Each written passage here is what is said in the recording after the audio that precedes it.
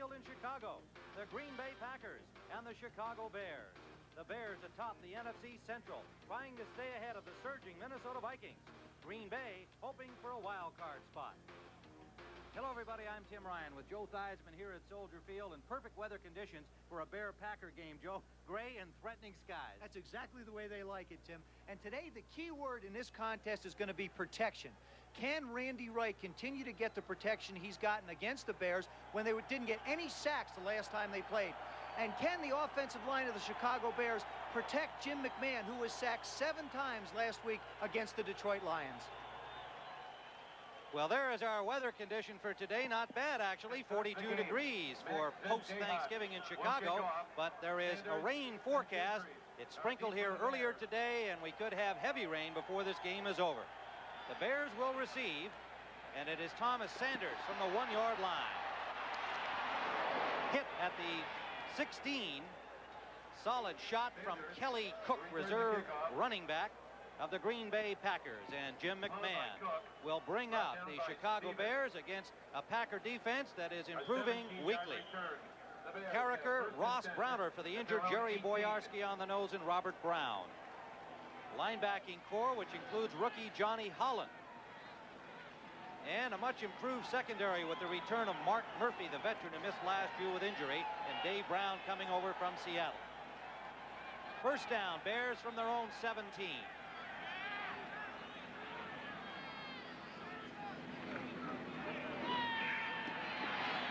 Neil Anderson on first down, picks up about 4 near the 23-yard line.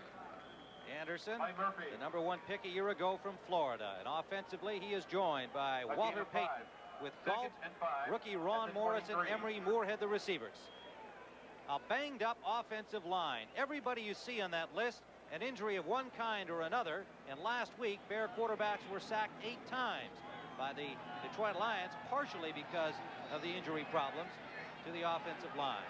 Calvin Thomas in the lineup now on 2nd and 5, we'll call it. Payton close to the first down near the 29-yard line. First down. Holland and Noble, the inside linebackers, made the stop, but it is a Chicago first down. Well, you know, you almost interchange Walter Payton and Neil Anderson. You see they've carried the ball combined 25 times for some 71 yards against the Packers last time. So it's like having one back in the backfield. Walter, of course, at one end of his career, Neil Anderson on the other. A great blend to have both of them in the backfield at the same time. Anderson lines up on the wing right on first down, just inside the Bear 30. Play action fake to Payton. Complete to Morris at the 49 of Green Bay. Mark Murphy on the tackle. Ron Morris, the rookie from SMU. The play action fake into the line of scrimmage, and from the left part of your screen, you're going to see Morris come around. There comes Anderson in, fake to Payton up the middle to hold the linebackers, and then you create that cushion between the linebackers and the secondary. Ron Morris makes a nice catch on the in ball. Good play action faking, good protection up front. In Packer territory at the 49. Anderson the lone setback, Payton on the wing left.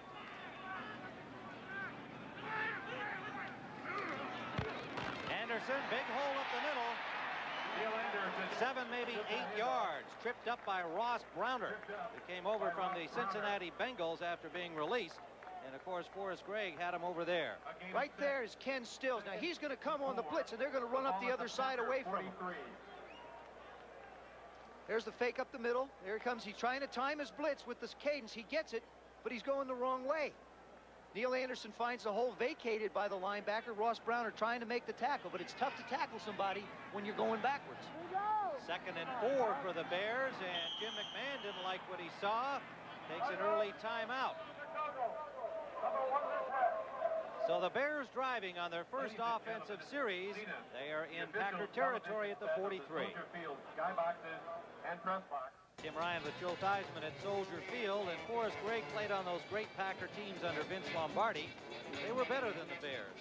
Since becoming a coach of the Pack, however, it's been Ditka time with the very successful team under Mike Ditka in recent years, including a Super Bowl champion. 2nd and a long 4, we'll call it. Chicago at the Packer 43, opening series.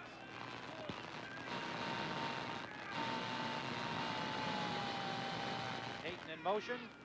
Anderson, good defensive reaction, slicing through to make the first hit on the play was Ross Browner, shedding the blockers over him.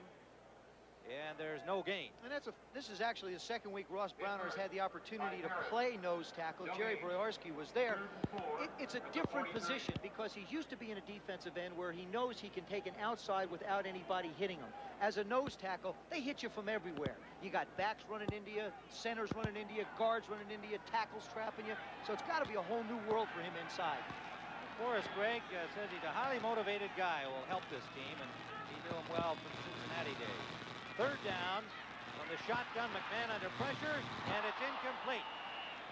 Flag down on the play. Ron Morris, the intended receiver. Not a good throw, but he did have a chance to catch it in the clear. That's a difficult throw for a quarterback running left. Interference is signaled against the Bears. It's very difficult for a quarterback scrambling to his left. And remember, Jim has had the surgery. Number 84, offense, east line. Ron Morris trying to get open, and the turf is not a problem, so people shouldn't be misled because the weather is a little inclement that they think it's slippery. It's not, but for a quarterback, we were talking about Jim McMahon, running to his left, it's tough to turn and throw. On a cold day in particular, and again, he's had that shoulder problem. Talked to him earlier this week, he said it just doesn't loosen up quite as much as he would like it to in this type of weather. It probably takes a little longer to do so as well on a cooler day. Brian Wagner will punt for the Bears. Walter Stanley waiting for it at the 10-yard line. Pretty good rush by the Pack. Fine punt angled and now comes upfield and is down at the 12-yard line by Calvin Thomas. So Brian Wagner with a 30-yard punt, but well positioned. Packers start deep in their own end from the 12. Randy Wright, who took over from the rookie Don Mikowski in last week's victory over Kansas City, will face this Bears defense ranked number 2 in the NFL. Harris for the injured Dan Hampton on the front. Ron Rivera for the injured Otis Wilson. And a secondary that has Mike Richardson making his second start of the season, taking the spot from Reggie Phillips. On first down, intended for Stanley. Flag on the play. Ball was high, and it may be an interference call against the Bears. Todd Bell protesting vociferously. What he anticipates is indeed an interference call. Interference, number 24, defense, first down. Dick Jorgensen. Well, this is just to Jackson. And this is just a question of mistiming. Vesti Jackson on the move. Now you see Stanley plant. Now Vesti does a great job of staying with, just slips a little bit, trying to regain his balance. Really, he just bumped into the back of Walter Stanley. That was more a slip into a receiver than actually making contact. They still count as interference, though. First down, Green Bay. Brent Fullwood on his first carry. Fullwood starting for the injured Kenneth Davis, whose sore ankle has rendered him inactive this week. He's on the 5 inactives of the Packer roster. Fullwood, Jesse Clark, the running backs. Speedy Philip Epps with Stanley and the tight end Ed West. Their offensive line with great-looking young tackle Ken Rutgers on the left side. Alan Weingrad for the injured Keith Euchre at right tackle. Second down and 7. Wright gets good protection. He's got Stanley open. Touchdown, Green Bay. No, he's out of bounds at the 3-yard line. Stanley out of bounds at the 3-yard line. Looked like he was cruising into the end zone, but it'll be first down, Green Bay. There's Forrest Gregg saying, I thought he was in the end zone. Well, this has been the area that seems to have come under a lot of criticism by the Bears. It's their secondary. There's Mike Richardson up in a press. Now, Stanley does a good job of going by him and just takes that little shove to give himself help up the field. Durison can't help out. Mike Richardson back into the lineup, starting, and hasn't been for a while. And it could be just a little bit of rust. Here's where he evidently stepped out. That diving tackle try by Richardson, just enough to throw Stanley off balance. He stepped on the line. But it's first and goal from the 3-yard line. A 66-yard play. Paul Ott Caruth, number 30, stuffed after a gain of a yard. We talked to Forrest Gregg yesterday, and he talked about Paul Akaruth. He said he's the guy you're going to see down close to the goal line. He finds a way to get in the end zone. If the hole's clogged up, he'll take it outside or go any way he can to get in the end zone. Well, and Randy Wright said that they thought Stanley would have been able to do well against Reggie Phillips. They were a little disappointed the Bears had made the change last week with the former starter Richardson returning to that role, but they went right after Richardson for a very big play. Caruth is stopped short. Al Harris underneath the pack, and Sean Smith, the rookie, number 97 from Grambling. I don't think jumping is his forte. You'll see, it's just nose to nose. Put your rear ends up and your nose in the ground and fire out. Now, he doesn't really get a chance to get up in the air very high. I wouldn't qualify that with a Walter Payton leap. No, I don't think so. I think not. Maybe a 4 as opposed to a 10 on the dive meter. 3rd and goal from the 1.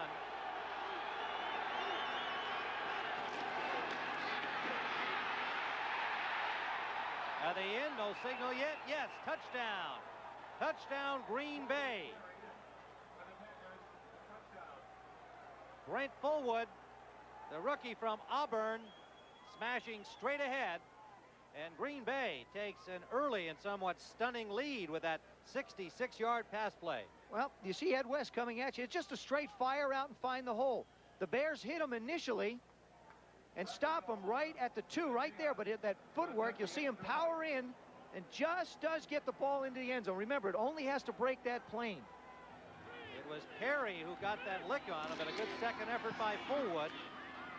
And the point after by Max Zendejas has Green Bay on top of the Chicago Bears. 7-0, 9:25 to go, first quarter. Now they're going to create a little bit of a pocket for him, and Randy Wright's going to slide and get in this hole. But Rutgers and Moran do a good job of keeping the defense out. You see him create that pocket. Perry comes around. They give him that little hole to step up into. You got to be able to step forward and throw the ball down the field. And he does it very accurately. Nice catch by Stanley, too. And you see, just steps out on the 3 on the diving try by Richardson, but the pack scores on the 1-yard plunge by Fullwood. Sanderson from the 10. Sanders. And Sanders over the 30, still working his way about the 33-yard line. And an injured Packer down is number 54 reserve linebacker Scott Stephen, but now up on his feet. 87 yards in 5 plays, a 66-yarder right to Walter Stanley. I don't think the Bears want to get into another shooting match with the Packers like they did up in their last game. I just can't believe they want to try and match it going back and forth. The Packers have done very well in early parts of the game. It's been the 3rd and 4th quarters that have really created problems for them. They're off to a typical Packers start in this one. First down, Chicago at their own 33.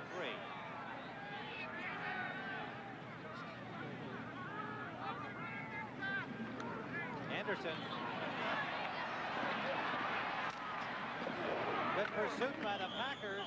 John Anderson, number 59, with Brian Noble, the linebackers, waiting for Anderson at the corner. Gain of maybe 2. Anderson looked a little tentative turning the corner there. He usually, he's a fiery guy, a slasher, move it up the field type of a runner. That time he got on the outside, pitter-pattered those feet a little bit, and didn't really get himself going upfield. The Bears look a little passive, a little tentative on offense right now.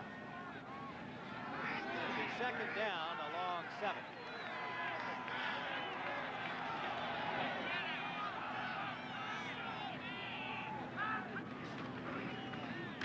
Payton over the 40-yard line, picks up 4 yards. Stopped by Robert Brown, number 93, and Ken Stills, the safety, number 29. There's a special bunch of guys. Jimbo Covert, of course, got an injured shoulder, popped out 3 times last week. Mark Bortz, you name it, he's got it. Jay Hildenberg, he's got a shoulder with wearing a harness, as well as Covert. Tom Thayer is a knee, but he's probably the healthiest of the bunch. Yeah. And Keith Van Horn with a neck. Now, that's got to be tough on a lineman because the defensive guys always are going to hit you up around the shoulders and the head. They have been together for so long, their unity is such that you got to drag them off the field. And Kurt Becker, of course, can fill in at guard and tackle if necessary. 3rd and 2. Neil Anderson may have been stopped short of that first down. Good push by John Anderson, the linebacker, and the rest of the Packer front. And they are short. It'll be 4th down at the 42 of the Bears. So the punting unit is on. Ryan Wagner averaging 41.8 coming into the ball game. That 30-yarder was a good one on his first effort from inside Packer territory. Got it to the 12. Walter Stanley will wait for the Wagner punt.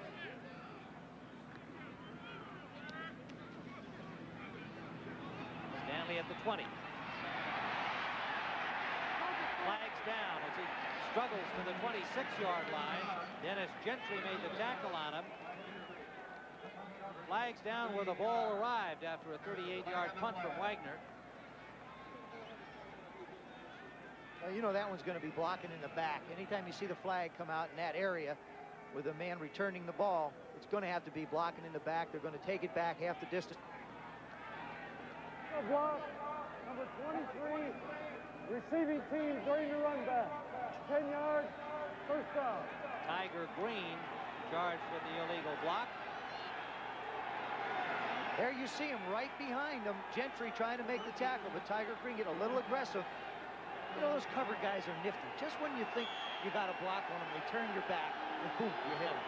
All part of the technique. Yep. That's why they're on special teams. Well, Green Bay has had a problem in this category. 97 penalties coming into today's game, second in the NFL. That is Jesse Clark, the fullback from Arkansas. Gets about 4. That's just to keep the Bears honest. That's not the way the Packers are going to make hay today. You see, as a matchup, they're 20th in rush offense, which means they don't run the ball very well. And, of course, the Bears #1 against the run. If the Packers are going to continue to have some success, they're going to have to do it throwing the football. We've got an injured Packer down, and it's the right guard, Ron Hallstrom, the 6-year man from Iowa. So we'll take this time out here. Under gray skies in Chicago, the Packers have the early lead. Heisman at Soldier Field. There's Ron Hallstrom, hurt on the last play. Took a real shot from Todd Bell, and we expect he'll be back shortly. Been replaced for this play, at least, by Tom Neville, number 72.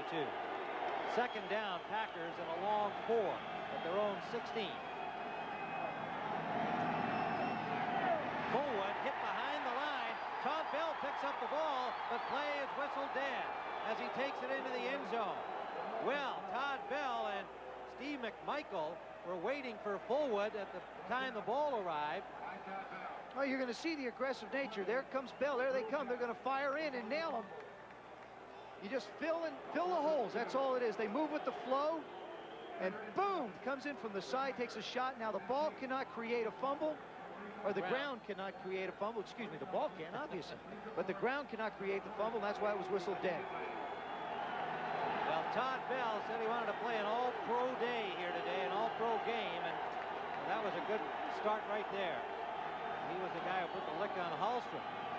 Third down, shotgun, quick pass on pressure on right from Wilbur Marshall. Had to unload that ball sooner than he wanted. The Packers will have to punt. Well, from the left of your screen, Wilbur Marshall's just going to come flying through, and Randy Wright's going to have to get rid of the football. See Dent on the outside, Rutgers taking him on, but there comes Marshall untouched. Well, he was untouched. Randy Wright went touched. Randy Wright playing with that sore foot. Didn't get a chance to plan at all on that play. Don Bracken will hit it from the 5. The punt hangs up in Packer territory and goes out at the 46. Chicago will have excellent field position for their second offensive series, a 31-yard punt. Talking to Coach Ditka, he has said that they want to try and reestablish the running game. They felt time of possession was very important to him in last week's victory against Detroit. He wants to try and do that. That's the cornerstone of his football team. It's been the running game. But I really believe with this kind of field position, you come out, you run a little play-action pass because you've tried the first 2 series to run it, and try and take Willie Gault down the field or Ron Morris deep for 6 and get right back in the game, get the crowd into this football game. It's first down, Bears. Packer 46.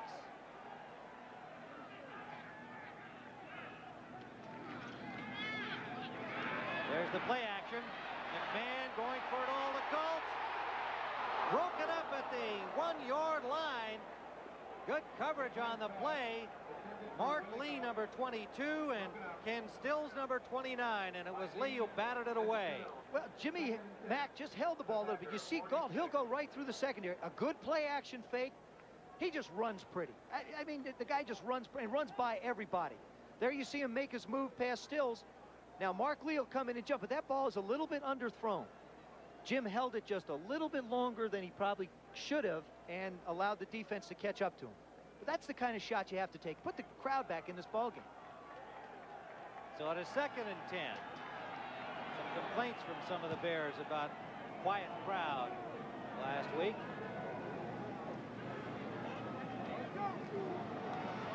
Draw play, and that is stuffed for a loss. Ross Browner stacking up Neil Anderson. And now for an NFL update, let's go to Brent Musburger in New York. Well, Tim, as Joe Theismann well knows, you can't teach speed. Here comes Troy Johnson, the Cardinal receiver, Southern University in Baton Rouge, in for the touchdown. Good throw by Neil, too. 7-0, and not a bad dancer. Back to Tim. That looked like the same play we just saw from McMahon, only that one scored. That was in dry weather. That was the difference. Ball's lighter in dry weather. 3rd down and 16. Bear 49 after the loss. Good protection for McMahon. Short man Anderson dropped the ball right in his hands. Incomplete. And you can see a little rain on the top of the helmet of Jim McMahon. So that ball is going to be a little harder to catch the rest of the day. Yeah, but it isn't really, Tim, because all the different kinds of gloves these guys wear. They've got scuba gloves, electrician's gloves, gloves with sticky insides, sticky outsides. I mean, they've got all-purpose leather gloves, so really it's not going to be a factor like it used to be when guys used to have to catch with just skin. Some coaches would prefer they went back to skin. Yep. Some quarterbacks would too. From the 40-yard line, Bearcats signaled by Stanley, and the Pack will start from their own 16 as they have stopped the Bears once more. Lead 7-0 here at Soldier Field, and Joe, we're talking about every player wearing gloves, all the receivers, a lot of the backs, a lot of the linemen.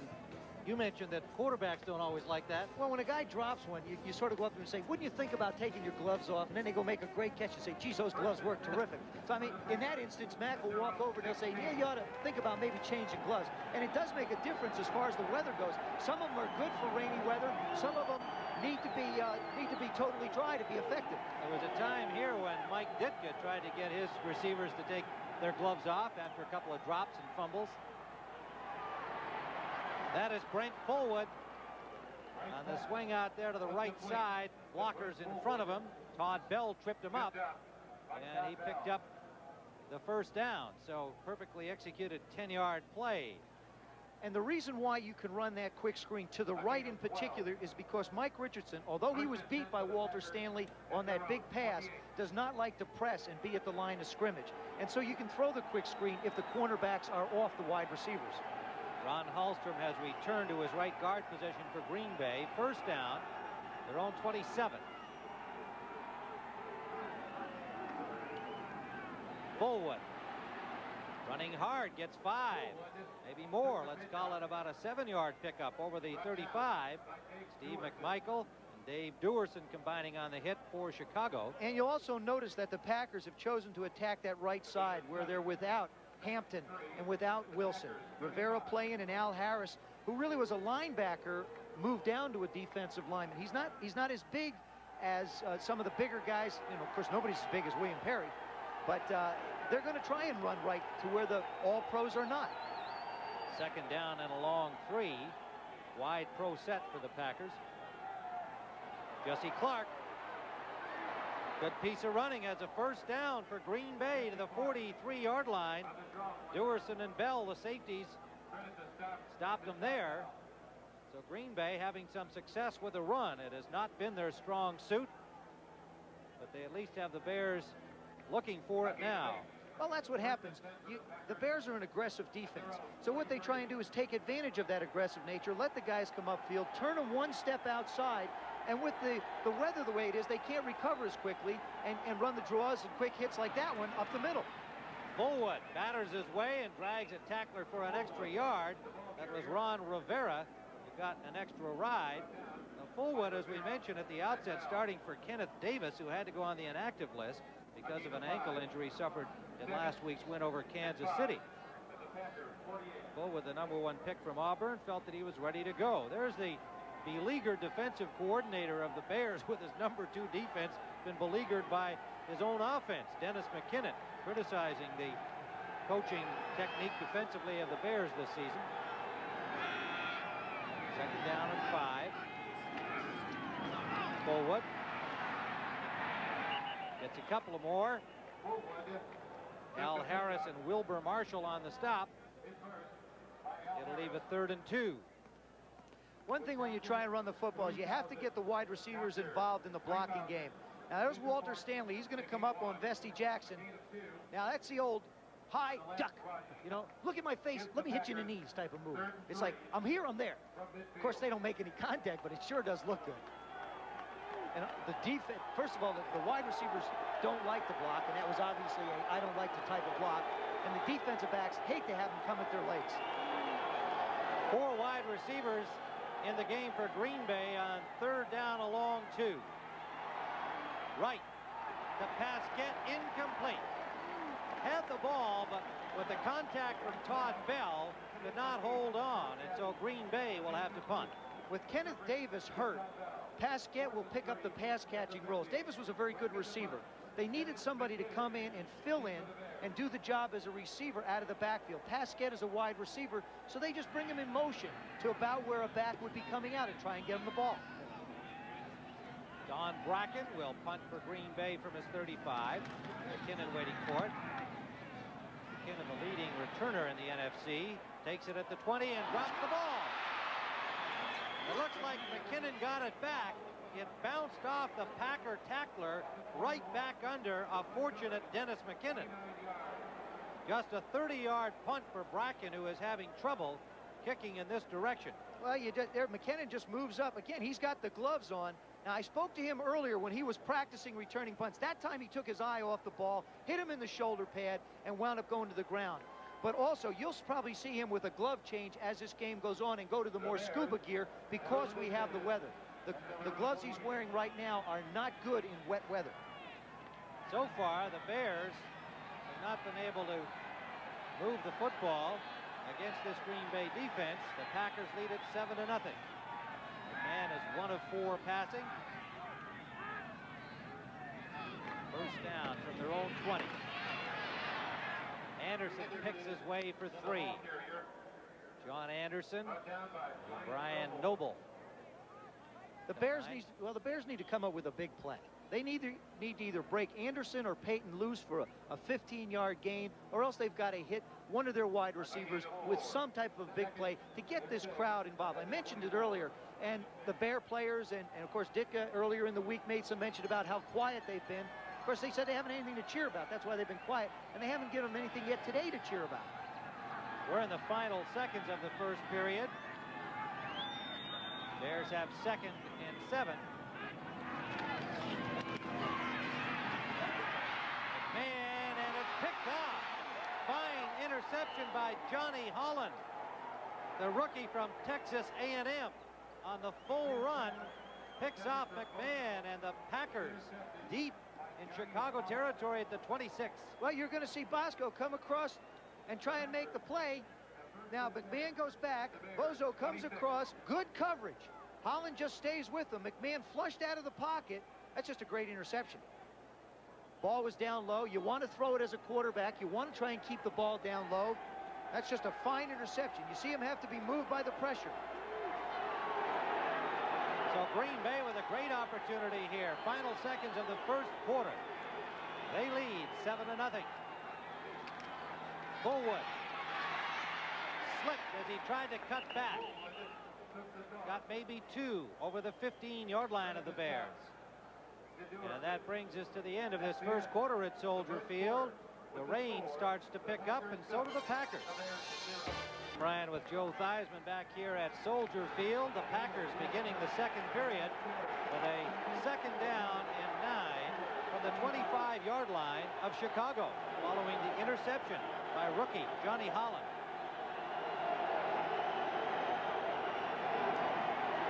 Quick drop by Wright and incomplete, intended for Stanley. A real charge from Wilbur Marshall. And you saw Randy Wright signaling to Walter Stanley to stay on your out pattern. The only time that that pattern is broken is when the cornerback rolls up. Now that time Vesty Jackson did not move up, therefore Randy Wright thought Walter Stanley was going to run the out move, and he went the other way. That could have been a big problem. They're lucky to get away with just an incompletion on that play. Sean Gale and Maurice Douglas come into the Bears nickel defense. Rivera and Todd Bell go out. Third down and 9. 4 wide receivers. 3 of them lined up on the left side for Green Bay. Now Neal in motion. Right too high, intended for Pasquette, and the ball sailed on him. Now we talked about the sore foot did not seem to bother him on his long throw. Joe, as you watch him as the day develops, perhaps you can pick up whether or not that arch and ankle are bothering Wright at all when he plants. He's had a full week on it. We visited with him yesterday. He said he doesn't expect it to be a problem unless he gets hit on it directly. That time he had William Perry in his face. Now obviously you can't see anybody That's down. a lot of people in your face. You can't see anybody downfield when William Perry's in your face. I mean, let's face it, that's all that was it was a good pressure by Perry. Max Zendejas, one of the kicking Zendejas brothers, will attempt from the 33-yard line, a 43-yard attempt. And that is why the first one he's missed all season. Zendejas was 10 for 10. But the Packers come up empty following the interception by Holland.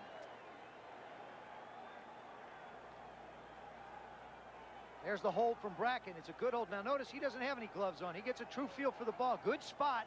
He just hooks it. Zendejas isn't wearing gloves either, I noticed. Well, the kickers aren't supposed to. Jeez.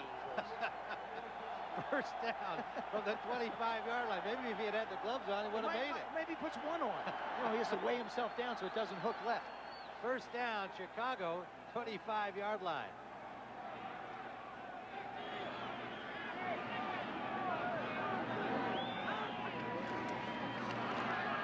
Deep drop from McMahon.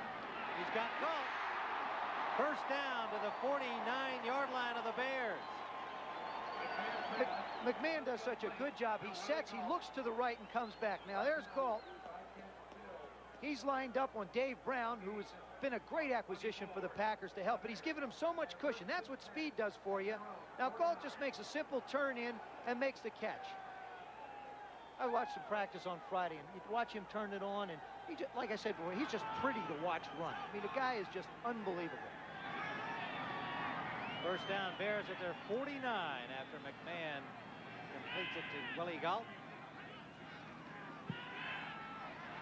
Well, that one in the general direction of Galt, but there may have been a miscue on that pattern. Well, not really. That time they said, okay, Willie Galt, you beat us the play before. Now we're going to double cover you. So what happened is Dave Brown was up in front, up near him, jamming him at the line of scrimmage. Ken Stills backed him up, and McMahon tried to put the ball in between the two of them. He actually put the ball where it was, but you got to give credit to Dave Brown for clogging up Willie Galt at the line of scrimmage. Second and 10 from the 49-yard line. Boso comes in for Moorhead. Now check it. It's an extra wide receiver on second and 10. 3 wide receivers in, the tight end out. And good protection. Sideliner for McKinnon. He's got it. No, out of bounds. Caught the ball, and he is unhappy, saying he had 2 feet in. Well, officials disagree. He said he had a foot and a drag, which is like 2 feet. You know, he'll catch the ball. You'll see his left foot go down, and now this is a tap or a drag. You see the left foot? There's the left foot down now. See him drag? That's a good catch. Oh, yeah, absolutely. I mean, the official missed that one by a country mile.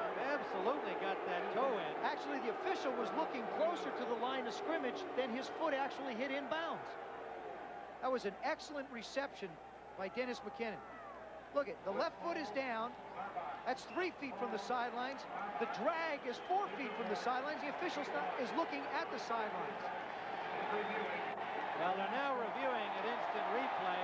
Ralph Moorcroft.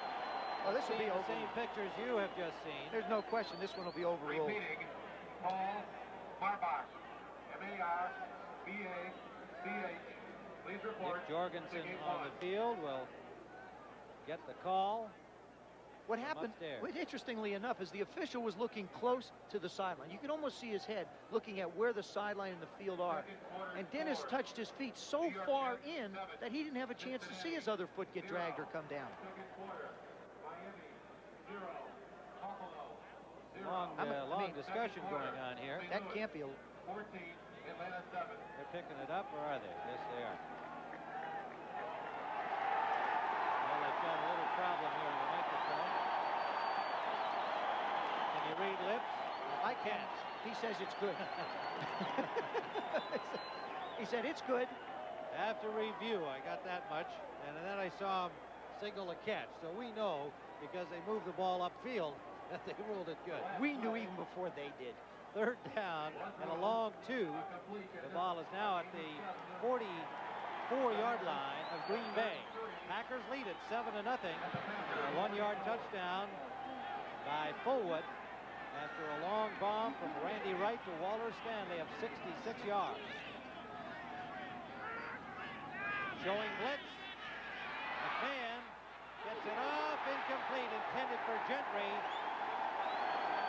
Flag downfield near Gentry, and McMahon slow to get up. He took a real shot. Ross Browner had the charge on him. Well, you'll see the Packers are bringing everybody. Anderson steps up. He tries to get rid of it once. Now he comes in. Browner lands on him. He manages to get that shoulder out of the way. Now Tiger Green's in coverage on Dennis Gentry. He's looking at the ball, but he pushes him at the last minute to try and get up for the ball. That was an interference call. Jimmy Mack got to fix, you know, on a hit like that, you got to fix your headband.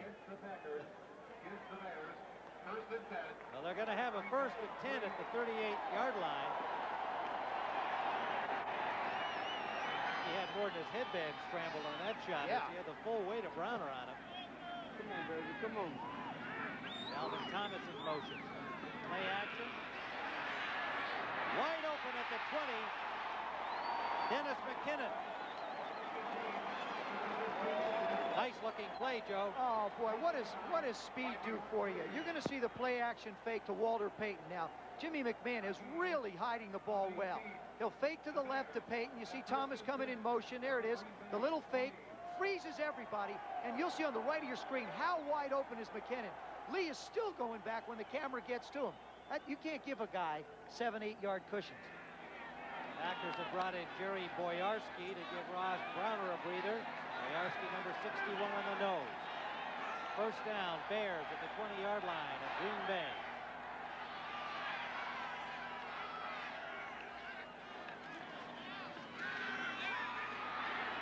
McKinnon to Anderson, Neil Anderson.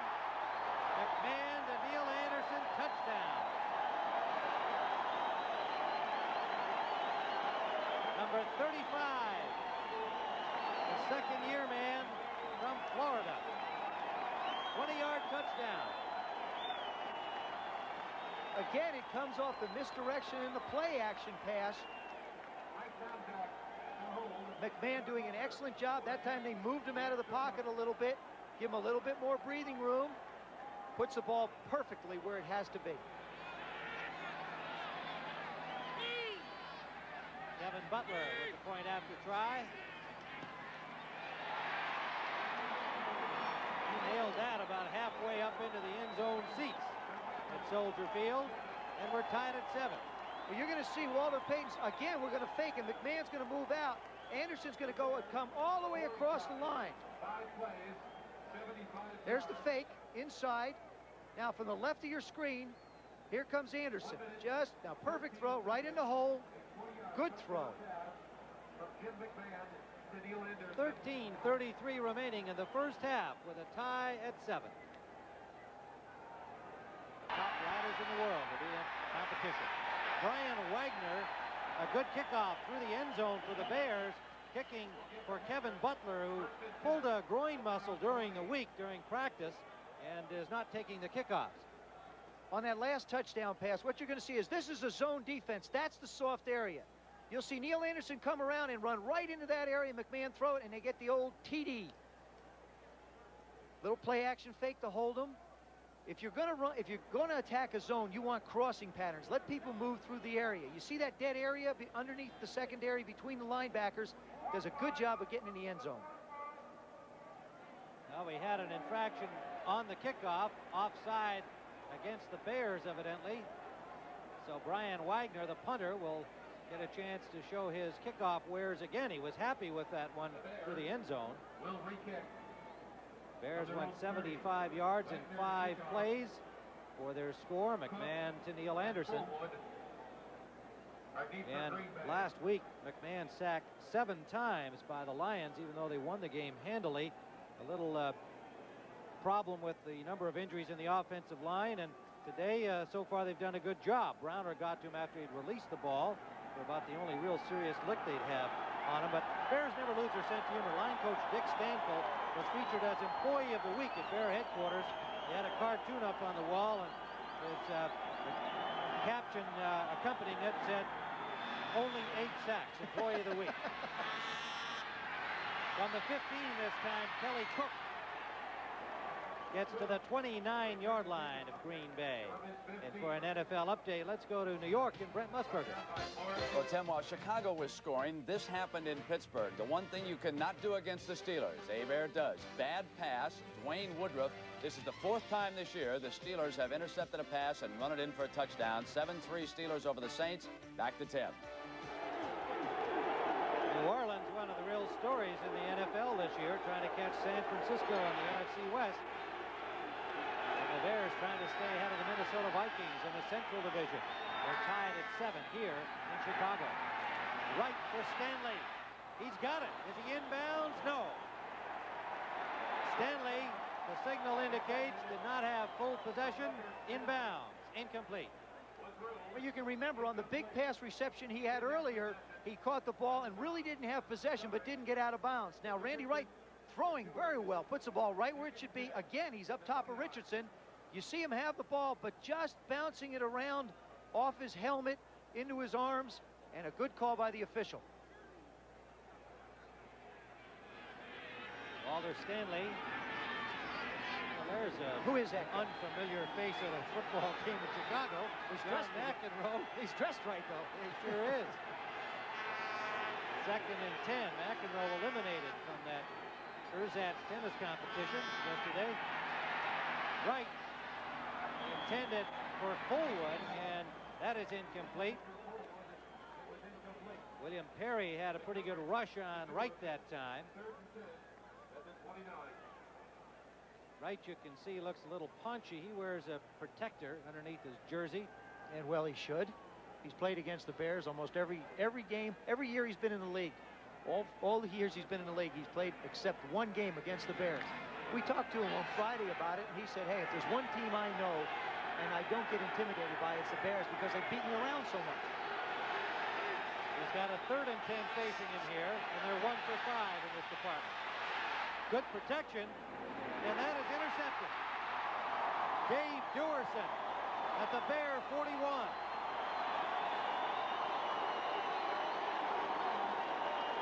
Well, a fan looking in says to Joe Theismann, quarterback fault or receiver fault? Got to be, I'm guessing it's receiver fault. You'll see right in the pocket, he gets great protection. Marshall coming on, Perry coming on, McMichael coming on. Now he looks right and then hangs it out left. Only thing I can figure is that the receiver just did not get down the field. Keith Pasquette was supposed to be down the field. Now that's got to be a quarterback throw. You see, he's not looking for a receiver. He's not running over and trying to straighten something out. So you got to figure the quarterback's got to accept that responsibility for a bad pass. Because if it was their fault, you go find them, believe me. Dave Dewerson says, thanks for the Thanksgiving Day gift.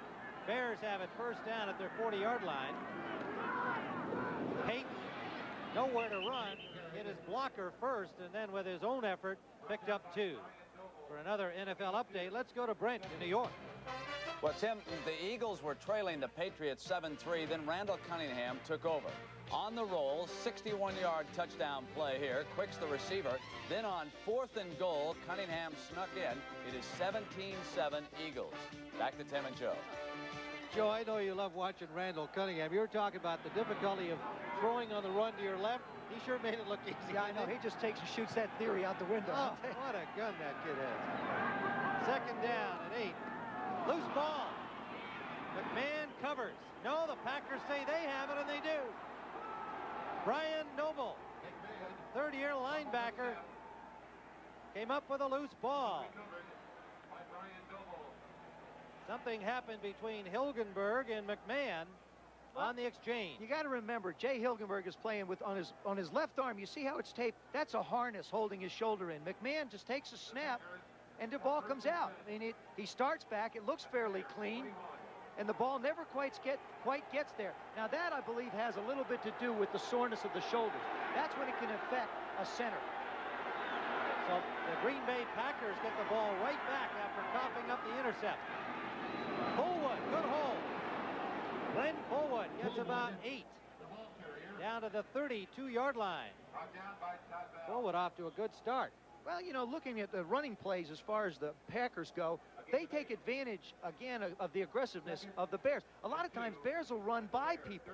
They're so intent on trying to get to the quarterback. They're so locked up in trying to get into the backfield that runners just run right by them. 2nd and 2, Green Bay. Fullwood with 26 yards on 8 carries. Fullwood again. Hit behind the line, but he'll be close to the 1st down. Wilbur Marshall put the lick on him. Depending on the spot, it could be another Packer 1st down.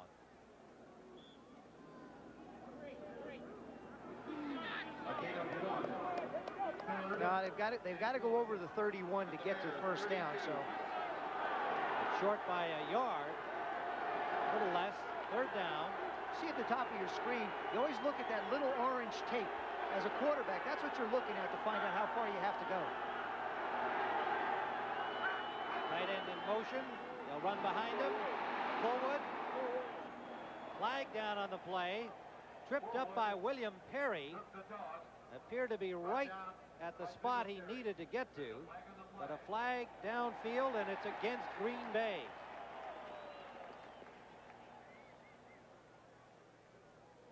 Holding, number 57, offense, still 3rd down. Rich Moran, the left guard, charged with holding. Well, that's what happens when you get those offensive linemen out around and end a little bit. I mean, you know, they get these little defensive backs, and the only thing they can do is grab onto them because they're not as big as the offensive linemen. Tom Neville comes in, and that's not because Moran got the holding call. It's because it's a passing down. And Neville plays on the passing down in most cases. At left guard, number 72. 3rd down, 11.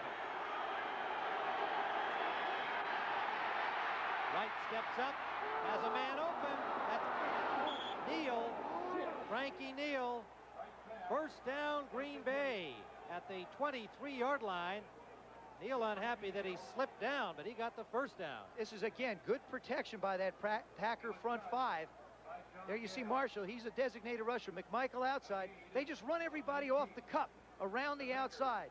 Frankie Neal with the reception. Talking to Randy Wright, said the one thing about Frankie Neal is as long as he gets where he's supposed to get, he's a heck of a receiver. But sometimes he freelances just a little bit.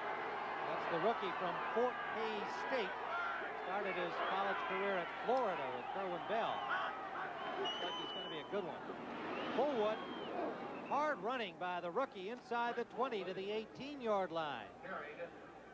Well, you're not supposed to be able to run against the Chicago Bears, but Green Bay has had pretty good success between the tackles. Well, what they're doing is they're allowing the ends to come upfield, and with the Bears' philosophy, they're not having their safeties and their linebackers as close to the line of scrimmage as they have in previous years. So you're really only running against 4 or 5 men up front, as opposed to what most people are used to seeing the Bears have 8 or 9 near the line of scrimmage. 2nd and 5. Fullwood off tackle. Carries Wilbur Marshall with him, struggling trying to get to the marker. short by about 1.5 yards. It'll be 3rd down. Brent Fullwood, the rookie from Auburn, said, "I'm not unhappy playing behind Kenneth Davis. I'm getting to know this offense week by week, and all of a sudden Davis is hurt and Fullwood's doing the job." We're at Soldier Field with 9 minutes to play under cloudy skies here in Chicago. Rain falling intermittently. Green Bay struck first in this game. And a big pass from Wright to Walter Stanley, setting up the touchdown by Fullwood. The Bears tied it up on a pass from McMahon to Neil Anderson. Paul Ott-Caruth trying for the 1st down, and it would appear he has it. Looks like one of those rugby matches, doesn't it? Where everybody just gets in there and sticks their nose together, and then the ball is on the bottom. The guy with the ball is on the bottom somewhere. Well, there's more of that kind of scrum look here than I think anybody anticipated. The Packers running the ball and running it reasonably effectively. They've got 46 yards already, and that's 4 more than they had the entire game in the first meeting. But Green Bay. I think the Bears didn't expect him to run. And sometimes if you prepare for somebody to come in and throw the ball and they do the opposite, it takes a while for you to adjust. 1st down, Green Bay, threatening at the Packer 13, at the Bear 13. Forward. Inside. A huge hole on the right side between Hallstrom and Weingrad. Singletary and Rivera made the tackle. What you're going to see is right out here, Richard Dent is not in the rushing. He's going to drop back off in the pass coverage, which really emphasizes what I tried to say. They expect the Packers to pass on 1st down. Now, Dent's nowhere to be found. That's Al Harris out there. And you see how they're taking outside rushes? They don't expect the Packers to run. They just figure, hey, they're not going to. And it's taken, the Bears are going to have to change their approach. Goal line defense in on 2nd and 1 yard for a 1st down. Fullwood hit behind the line by Marshall. Little, if any, gain on that play. Dick Chapura in on it as well, the rookie from Missouri, number 94. Sean Smith, Rivera, Marshall, Perry, McMichael. Everybody wanted a piece of him on that one.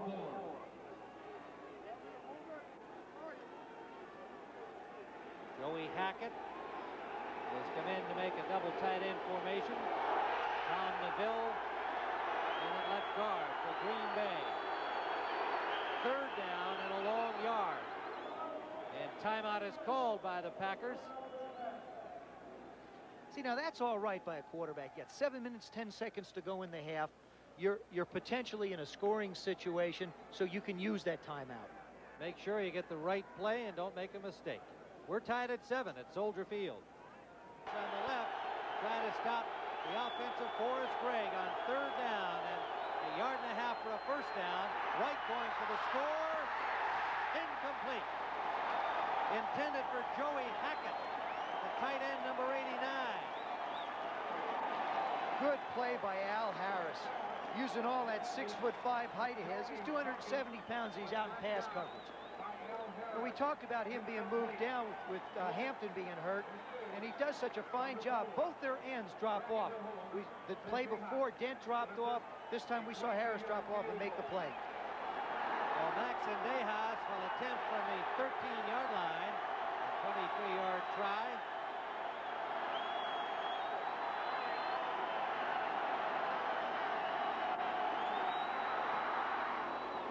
And it's good, but a flag on the play. A flag down. There's a flag on the play. There it is, that lonely little flag. Holding against the Packers will make it a little longer for Sendejas. You wouldn't believe that little yellow thing. 99, kicking team, 10 yards, still 4th down. You wouldn't believe that little yellow thing can stop coaches' hearts from beating, would you? Just that little hanky out there. Now, penalties have plagued Green Bay. They've got a lot of youngsters and a lot of eager players trying to respond to Forrest Gregg. John Dorsey got the penalty on that play. There he is, number 99, reserve linebacker. So it's out at the 23-yard line and makes it a 33-yard attempt. As Zendejas gets that one. So Max Zendejas delivers the goods for Green Bay, and they take a 10-7 lead, quieting the crowd here at Soldier Field, with 6:58 still to play here in the second quarter. A wet, drizzly afternoon in Chicago. I mean, I really think he would be a great choice because of the fact that he's been able to do so much, play every aspect of the game. Yeah. Green Bay will pick it off. Zendejas. Gentry at the 10. Flag down at the 35. Vernell Denton on the hit for the Packers. Let's see who gets this penalty. And it's going to be against the Bears on the return. Personal foul, illegal block below the waist. Number 92, receiving team, 15 yards, first and 10. Paul Miliazzo, rookie linebacker, number 92, penalized for the Bears, so it moves the ball back to the 19-yard line. The result of the penalty, the Bears will start. First and 10. There you see the average yards on first down. Now Chicago 10.5. That really puts a defense in a hole. You know, they're keeping Green Bay on their heels. The Packers only 5.2, but they've really tried to run the ball more than I think the Bears expected. Well, still, with the exception of the one drive, the Bears have not been able to do much. Green Bay's defense in this first half. Play action. Moorhead holds onto the ball for a first down. Bears at the 38. Johnny Holland and Mark Murphy both had him in their sights, but a good wrap on him. But the veteran Moorhead held on. That's a perfect throw. McMahon will turn around. You see Anderson going in motion to the left, make the fake to Walter Payton. Almost everything the Bears do come off of play action. Now he just puts the ball perfectly. Perfect timing, excellent strike. You want to try and keep it within the chest area of a receiver so he can protect the ball. 19-yard gain and a first down.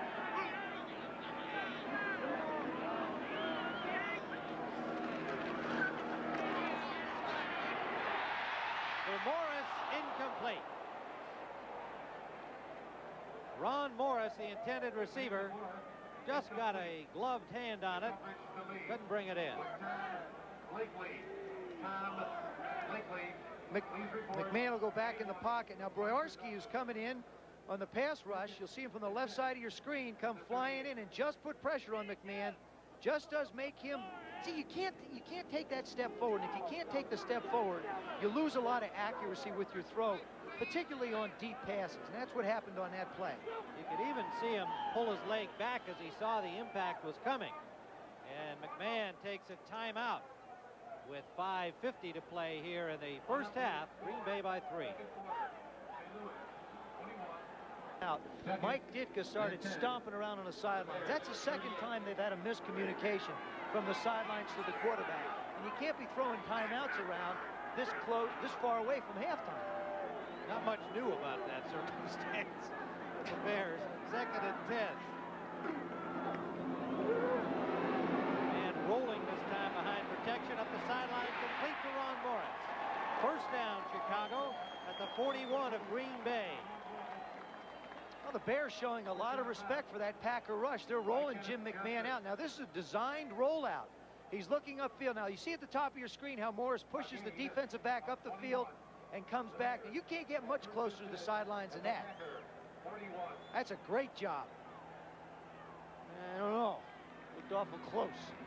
Oh, it looked like he was in. I think he was in. No doubt about that. First down at the 41.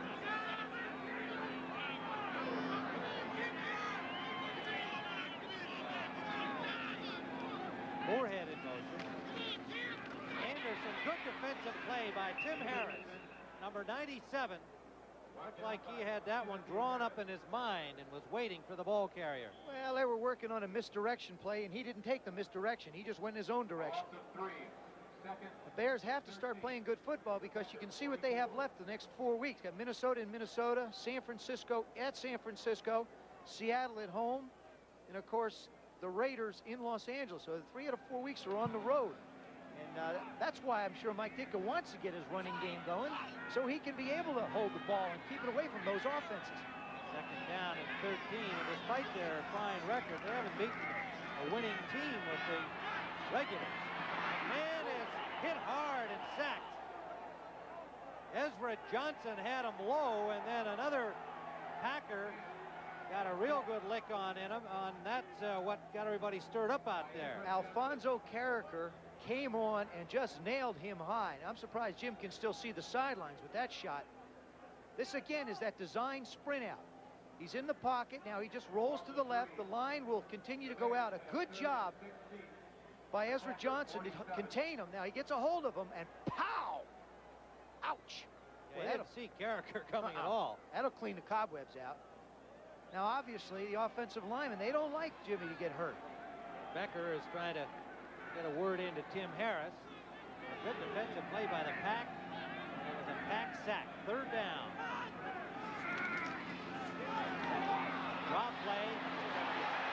Dennis Gentry still going.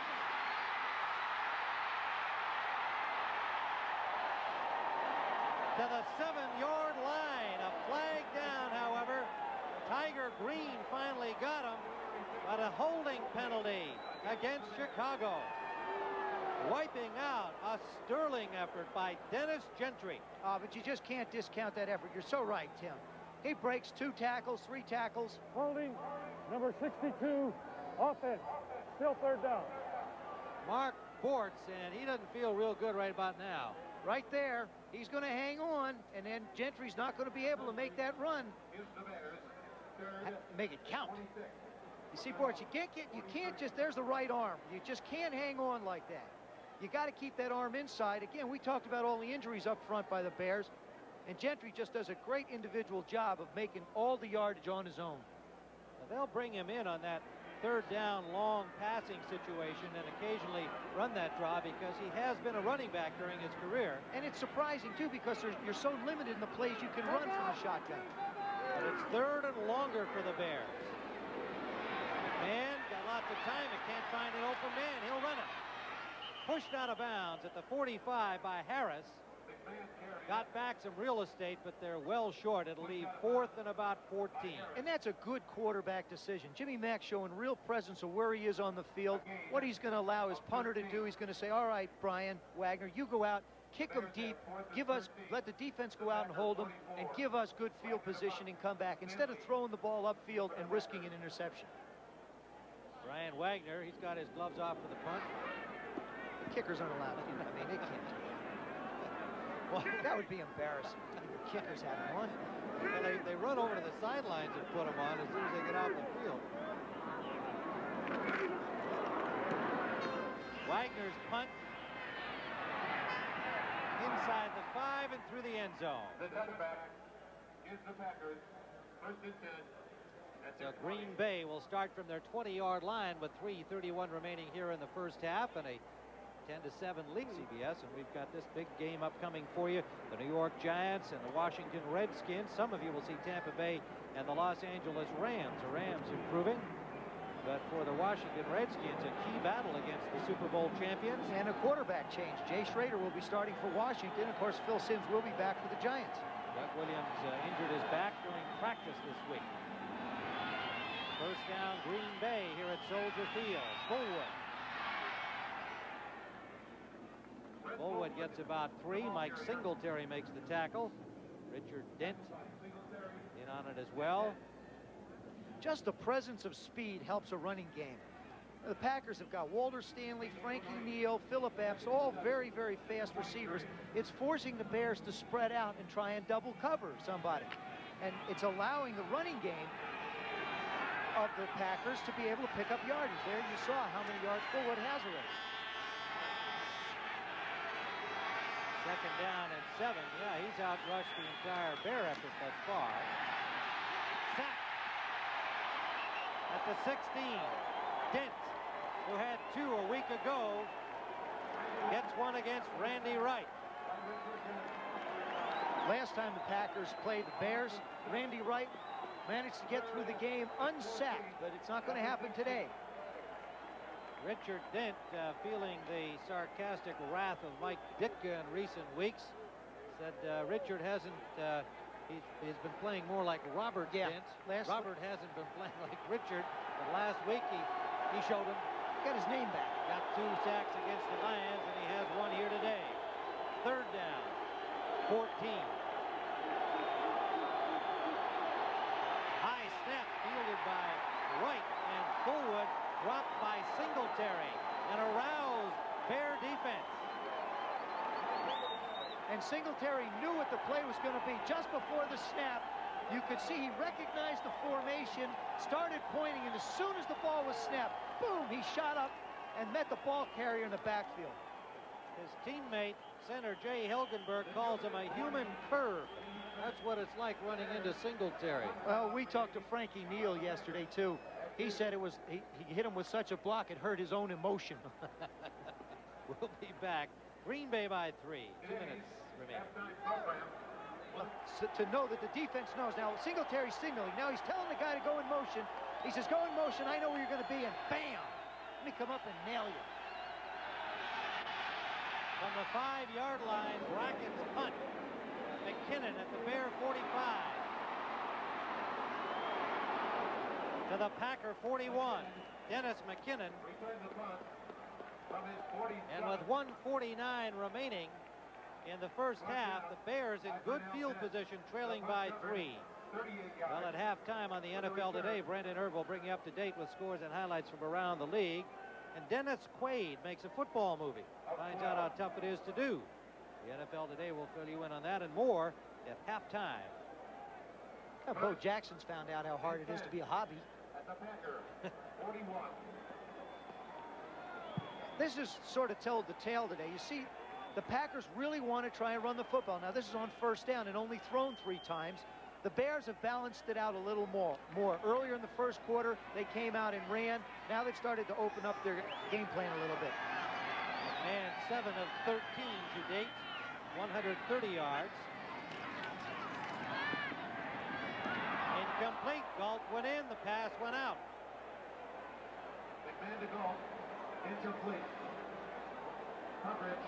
McMahon's not happy. I mean, that's an understatement. I said, wait, come on back here. Let's regroup and get this thing reorganized. This is the one area I have seen such a tremendous improvement in Jim McMahon. And not that he didn't do it well, but to be able to take charge of the game at the end of a half and at the end of the football game. In those latter 2 minutes, he has really shown himself to be a quality quarterback. Well, the fact is, if the Bears did not have that kind of performance from him late in games and halves, they wouldn't have the record they have. McMahon for Galt, overthrown. Pressure on him that time. Led by Carricker, number 76. Again, now Jimbo Covert's blocking on Robert Brown and Tim Harris, and Carricker from the other side, but Covert's got that left arm, and as a blocker, when he plays the left tackle, he used to just stick his left arm out and be able to take that defensive end on, so he didn't have a problem. Now all of a sudden, with that harness on his left shoulder, and you see it right there in your shot, that harness allows his arm only to come away about 6 inches from his shoulder. So he can't really get it out, so he's got to take him on with his hands in front of him, and it just makes it more difficult to pass block. Gentry in the backfield on 3rd down for Chicago. Good catch by Payson, short of the 1st down. Tackle made by the linebacker, number 59, John Anderson. I'd say he's got to go for it. It'll be 4th and 2. Yeah, he's got to go for it.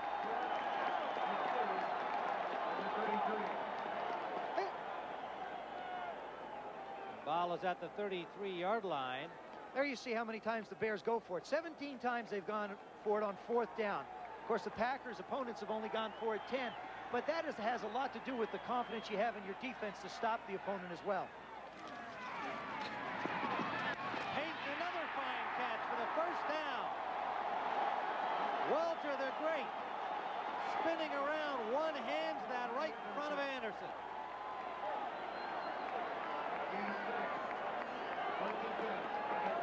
27-yard line of Green Bay, 40 seconds remaining. Will he go? Out of bounds at the 13. No, they're going to call him down inbounds and continue to keep the clock running. It's down to 26 seconds. Don't forget, the Bears have only one timeout left. McMahon wants to get the play off. He's got this thing well under control.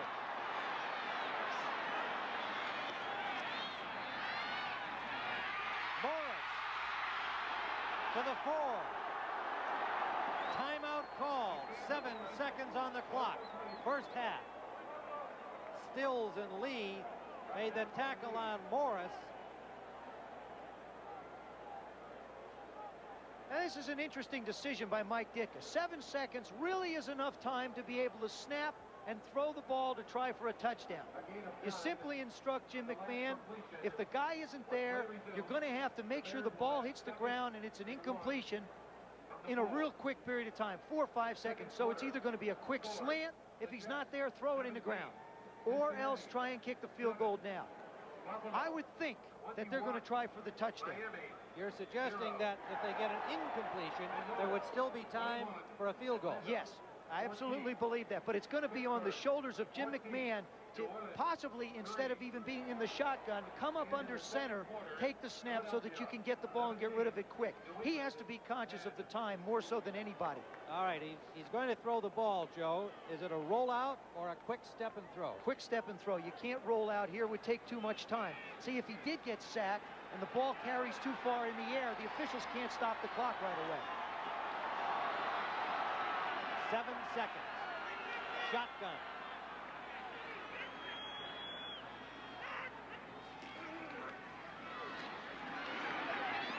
Incomplete.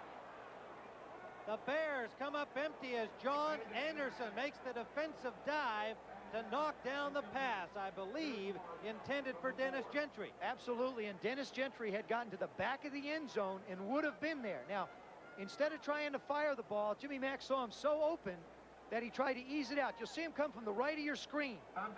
Now, Noble's just hanging with him and jumps up and knocks it down. But there you see Gentry in the back. He knew he had the touchdown. Well, it used up only 3 seconds. So Butler from the 12-yard line has tied the game.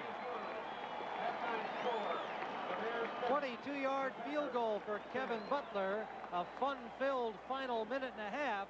We have a 10-10 tie at Soldier Field in Chicago. Hey, skies this November afternoon, not as cold as it frequently is this time of year in Chicago by Lake Michigan. Temperatures in the low 40s, but it is the kind of dismal day that suits the mood of a Bear-Packer tilt, and we are dead even. We'll have a new game for the next 30 minutes of play. The Packers have rushed fairly effectively, as we mentioned, 63 yards. That's not tremendous, but on the other hand, the Bears, who wanted to rush Joe Theismann, have got only 39 rushing. They've outpassed Green Bay 164-90. Well, they came out in the beginning and they said, okay, we want to run the football. So on the first 2 possessions, they ran it on first and second down, gained virtually nothing. And the crowd wasn't in the game. Everything was sort of quiet. Then they started to open the game up a little bit. They've gotten back into their rhythm, and they're playing much better football. This is an amazing statistic. Randy Wright came out, hit that big pass to Walter Stanley, and really hasn't been heard of since.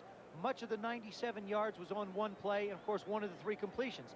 Jim McMahon, on the other hand, is starting to gain momentum and get into the feel of the game. You see, he's 11 for 20. One of the statistics that's very interesting is of the Bears' 5 third-down plays, the average yard they've had to pick up is 11.3 yards. And for the Green Bay's 8 third-down plays, their average gain has had to have been 9.4 yards. So they're making it tough on third down for everybody. A short kickoff by the Bears, recovered by Kelly Cook at the 23-yard line. And a flag well after the play. Some pushing and shoving going on down there after the play. And flags flew. Bestie Jackson getting into it with one of the Packers. Couldn't see who the opponent was in that one-rounder.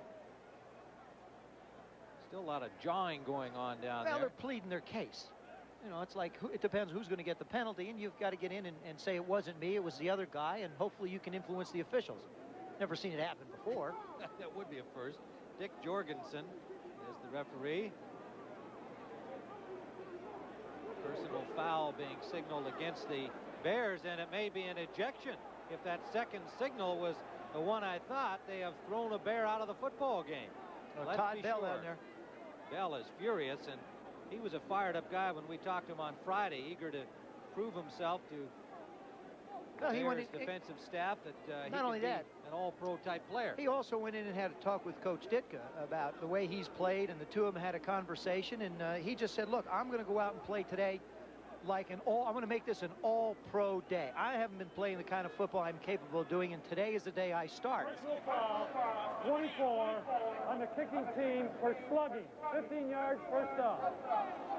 Well, we don't hear the ejection, so that second signal may not have been for that reason, but it's Vesty Jackson slugging. That's a pretty graphic description. Not hitting, slugging. Right. That means he just didn't hit somebody. He wailed off and decked him. Right on the left side of your screen, number 24. There he is right there. This is where the penalty is going to come from. You see him come in. Now, you know, you get up in the face, you get up in the face, you get up in the face, and then pow! That's what's known as slugging. That is a dumb slug. All you're getting is a lot of hard helmet. I know. Jim Bob Morris was the victim, but he had his headgear on, so the victim turns out to be Vesty Jackson, and the Bears, a 15-yard advance for the Packers on the kickoff.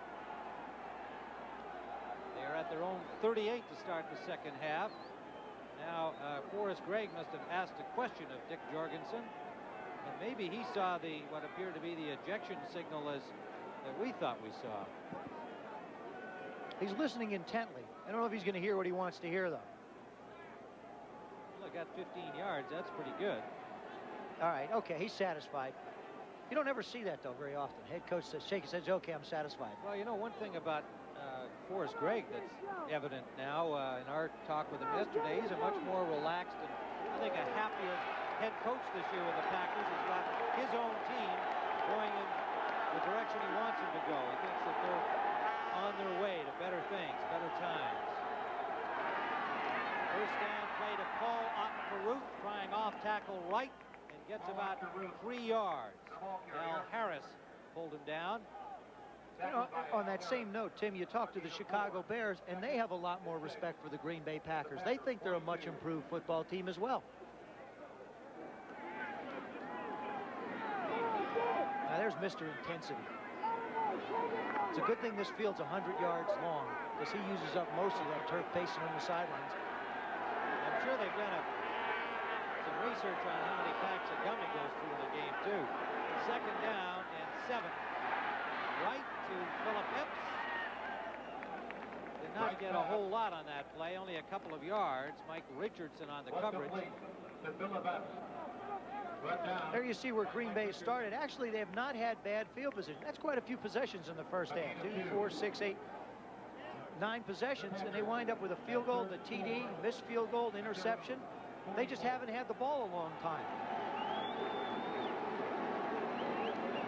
Here again, they're starting out with good field position on the 38. Keith Pasquette comes in offensively on 3rd down and 5. Well, let's call it a long 4. And Patrick Scott makes his first appearance, a rookie wide receiver from Grambling, number 83.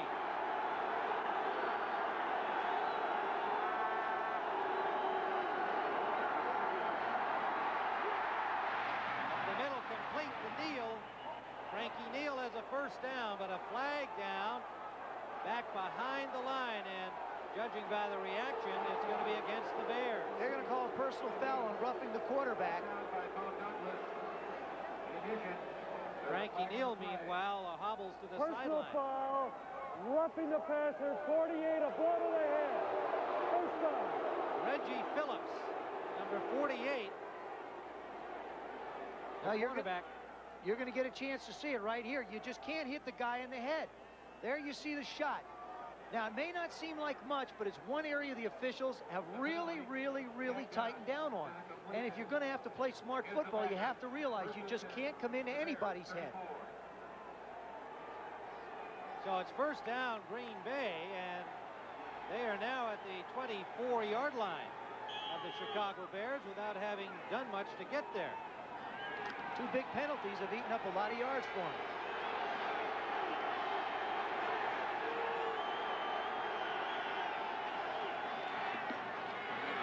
Fullwood for 2.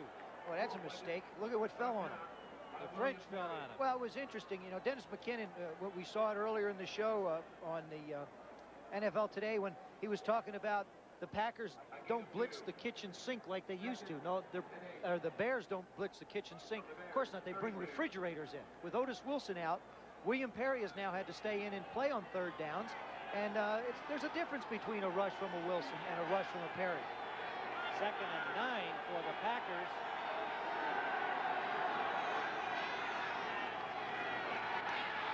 Just gets it off, complete, nice catch. And it is Richardson trying to strip it from Epps, but Philip Epps maintains possession. And a 1st down. Green Bay at the Bear 21. Here they come with the blitz. Now they're starting to put the pressure on. You'll see Singletary come, which creates the holding penalty. But now Singletary moves outside. There comes Rivera. Now, there's the catch, okay? Epps has got the ball, but so does Richardson. They come down. A tie goes to the receiver. But meanwhile, a holding penalty against the Pack. And we talked about how many times Randy Wright has played against the Bears. There he gets the ball off, but pow! Rivera letting him know that he's not just out there passing time, filling in for Wilson. And actually talking to Coach Ditka, he says that's the one thing that Rivera does very well. We haven't utilized his ability, and that's as a blitzer. 2nd and 20.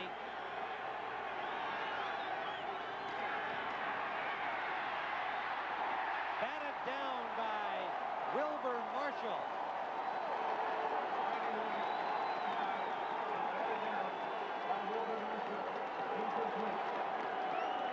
Even Horace Gregg said yesterday, if the Bears are up, really highly motivated, as I expect my team to be, said the Bears ought to win. Right now, they've got better people, more talent than we have. On the other hand, if my guys are as up as I think they'll be and the Bears aren't, we've got a chance to win the game. Right now, it appears Chicago, Joe, is fired up. They have raised the level of play considerably from the beginning of the game. 3rd down and long.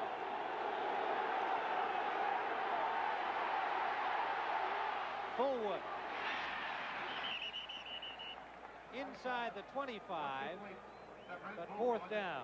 Phillips forced him out. That's such a smart decision by Randy Wright. He saw he was in the open field, but, you know, once you get hit enough, you finally decide that you're not going to be able to pick up a 1st down. Why not give it to a back? Besides that, you're not going to get hit, and he is. So just dump it off and give him a chance to run with it. Brent Fullwood, who's been going the distance for the injured Kenneth Davis, has just been doing some filling in for Davis, but Fullwood's been a busy man.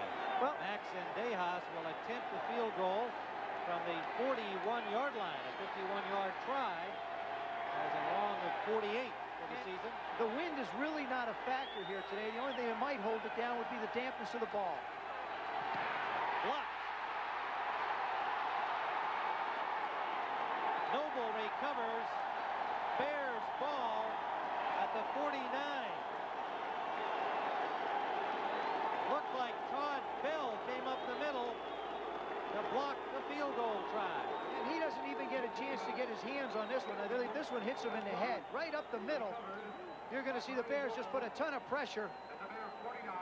There he comes around, and there's Bell, and it just hits him right on the right shoulder in the head area. Sendejas trying to get the ball the distance, and that happens so often for soccer kickers, soccer-style kickers. When they have to kick a long ball, they can't get the ball up in the air over the line as easily. So the Bears, with a big play, have the ball.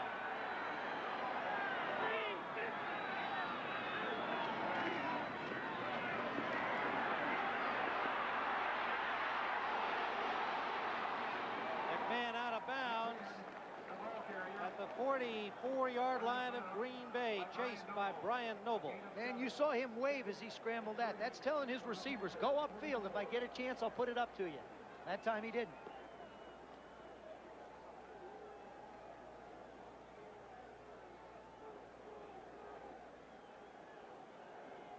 See McMahon looking for the signal of the next play from the sideline. That signal will come in from Mike Tomczak or Jim Harbaugh, depending upon who they designate as the one that has to do it. 2nd down and 3.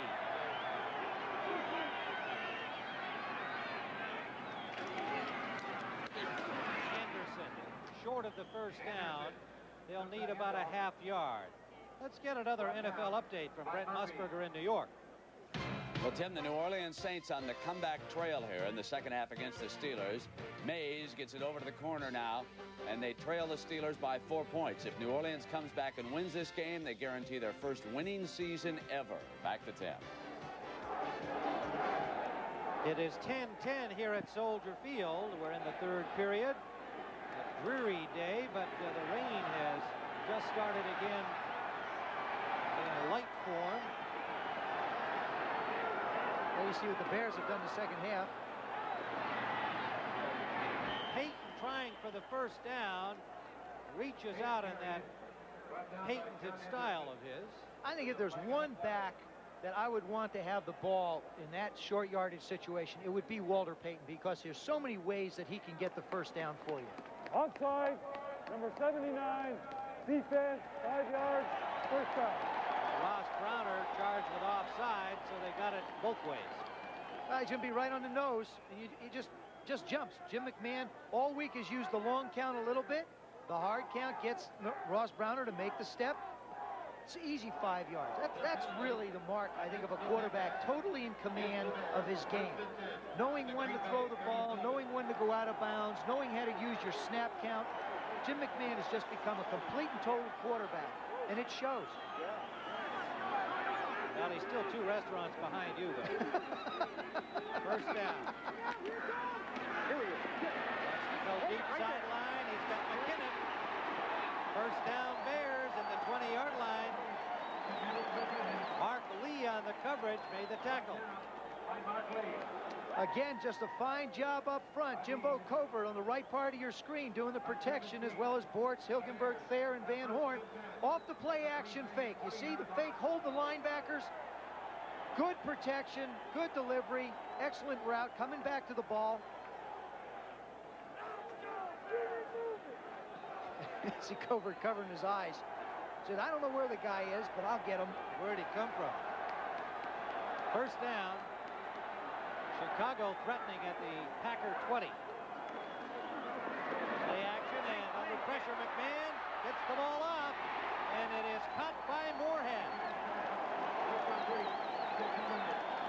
Fine effort by both the quarterback and the receiver, the veteran Emery Moorhead. Well, that's again, it comes off the play action fake, and he's allowed to get outside and put pressure on the defense. Anytime a quarterback gets out of contain, it really creates problem for the secondary, because they don't know where to stop. They're supposed to be in a certain zone area where the quarterback's in the pocket. Now all of a sudden he's outside. What area do I protect? Second down.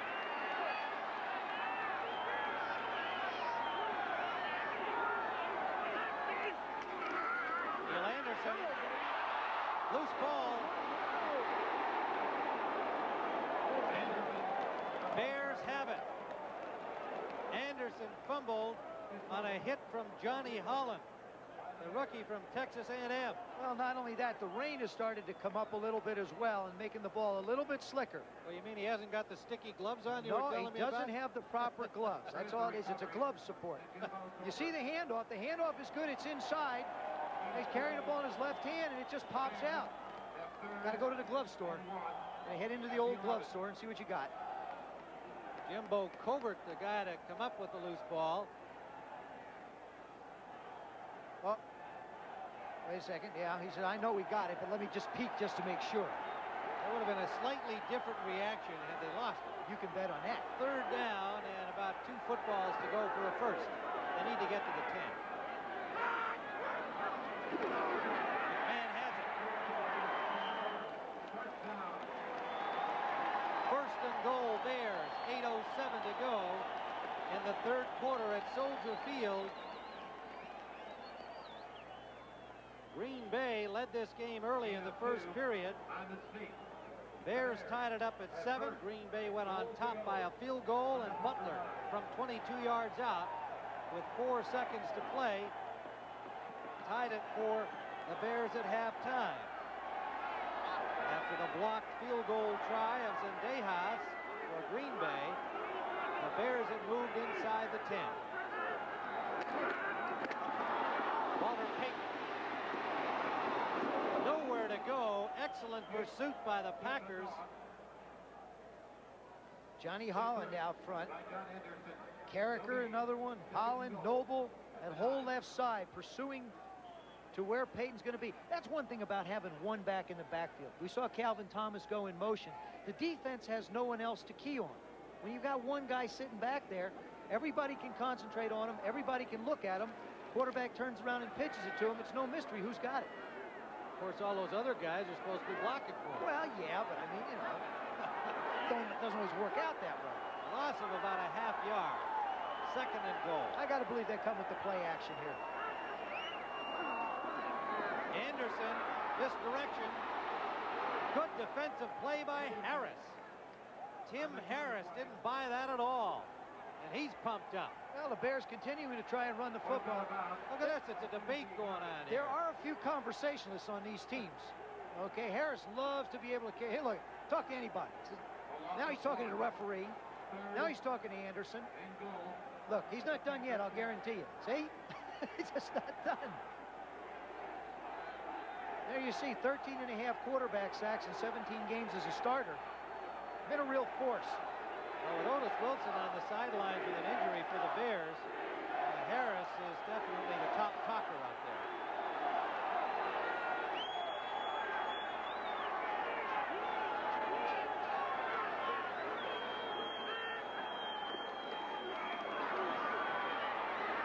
And for McKinnon, incomplete.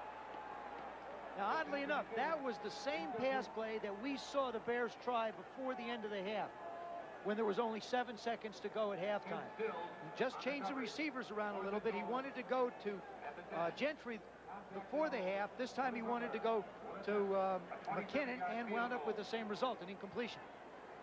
So Kevin Butler will be attempting the field goal from the 17-yard line, a 27-yard try from the left hash.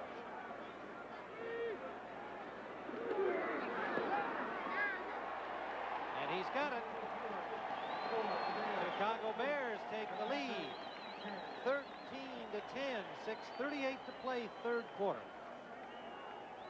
Battles, these two teams, 7 of the last 9 been decided by a touchdown or less. 3 weeks ago, it was a final play field goal by Kevin Butler. They decided it in favor of the Bears, and we've got another tight one underway here today, 13-10. Brian Wagner, the punter, will kick off again for Chicago. The 6-yard line, bobbled by Fullwood, and he is buried at the 13. A wet and dreary day here in Chicago, but hopefully the sun will shine for Army and Navy next Saturday on CBS Sports. A great traditional inter-service rivalry, 2 o'clock Eastern time, followed by a live telecast from the Downtown Athletic Club in New York City. The announcement of this year's Heisman Trophy Award winner.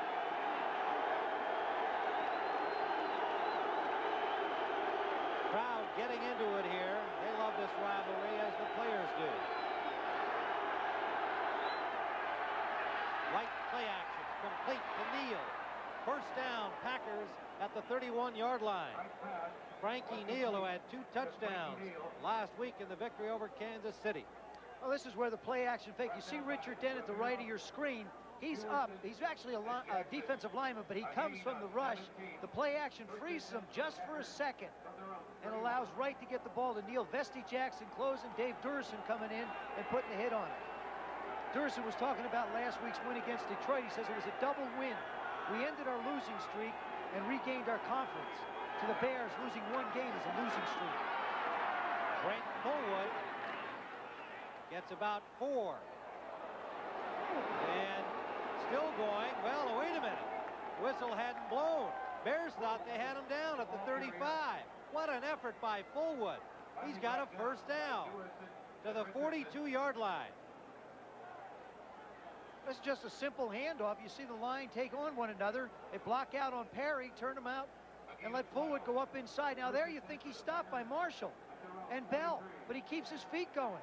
And the offensive line keeps knocking people. Now they're holding on to offensive linemen, and he sneaks away. Moves through the dot and picks up the first down. What a great job by the Auburn rookie, 210-pound Brent Fullwood. First down, Packers at their own 42. Caruth comes in to replace him. And Kelly Cook also in the backfield. This is Cook. Not much running room. Maybe 2 yards on the play. Free agent from Oklahoma State, number 20, Kelly Cook. Packers have only 4 running backs dressed today with the injury to Kenneth Davis. So Cook gets some time. Dent and Perry made the tackle on him. We've called William Perry's name quite a bit. Of course, he's playing full-time now because of the injury to Wilson. There you see him, a slim, trim 338. You don't hear much about his weight because he's playing so well. He's still big.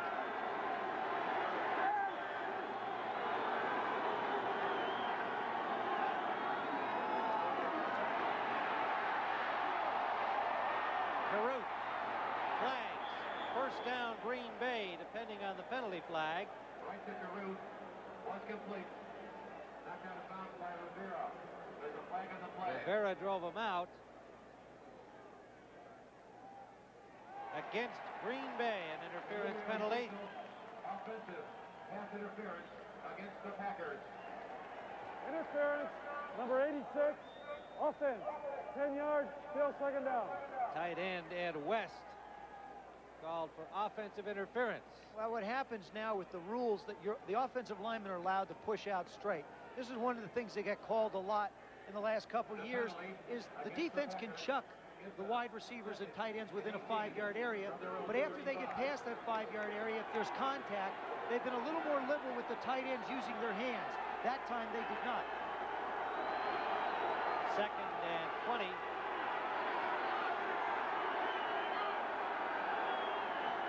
Make it 2nd and 18. Flying again. Right. Intercepted. Maurice Douglas at the Bear 46-yard line. That penalty is going to be on Kelly Cook coming in motion and turning up too soon. And he was the intended receiver. Formation, offense, only 6 men on the line of scrimmage. He's fine. That's what happens when he comes in motion from the left of your screen. He leaves the line of scrimmage. Now, Randy Wright commits a cardinal offense. You don't go to your right and throw back across the field to your left. You just got to work there. He just plants even a couple steps. The defense has time to react to the ball, and you wind up with an interception. So the Bears have the ball at their own 46 when we return. By Maurice Douglas has the Bears at their 46-yard line, first down. They lead 13-10. Walter Payton at the 49-yard line. Mark Murphy, the strong safety, number 37, had tight coverage on him. They gain 4. That's just an excellent read by McMahon. He was looking to his left to try and hit Ron Morris on the quick slant. The defense took it away. Bang! He knew right back to where to go with the ball to Walter Payton for the quick 5-yard gain. Second down at the 49-yard line. 3:34 remaining in the third quarter. Good protection. Deep for Galt over everybody. Well, again, you got to credit Green Bay's defense. They're not allowing Galt to run down the field free and scot-free and open, excuse me. And they just bumped him out of bounds. You see the official throw his hat down, marking he went out of bounds, and if he'd have caught it, wouldn't have counted anyway. Man, looked like he was just airing that out for Willie to run under. Loosen up the Yeah. shoulder, see how it feels. Indianapolis beating up on Houston. Philadelphia in command at New England. Look at what Buffalo is doing in Miami. Third down. Jumping up on Atlanta. Shotgun formation on the passing down. Gentry in motion. Harris in pursuit of McMahon. They'll have to run it. Tackled after he was out of bounds, and there will be a penalty. McMahon being helped up by his teammates. John Anderson. Now Anderson is a clean football player. I don't think he realized where he was, but you got to see that white paint and lay off if he's already out. Well, also you have to understand. Late hit out of bounds, 59 defense. First down. Well, you have to understand that the Packers were really the people that have caused a lot of the incidents that have happened with the penalties and keeping scrutiny on the quarterback. You'll see McMahon scramble to his right, get away from Browner, does a good job getting away from Harris. Now he's just moving up the field. Now he's a running back. Now he's trying to run the ball out of bounds. He's out of bounds, and it wasn't that he got pushed out. It was the dragging down well past that line that caused the penalty. So Green Bay continues to be afflicted by penalties, tied with Dallas in that category.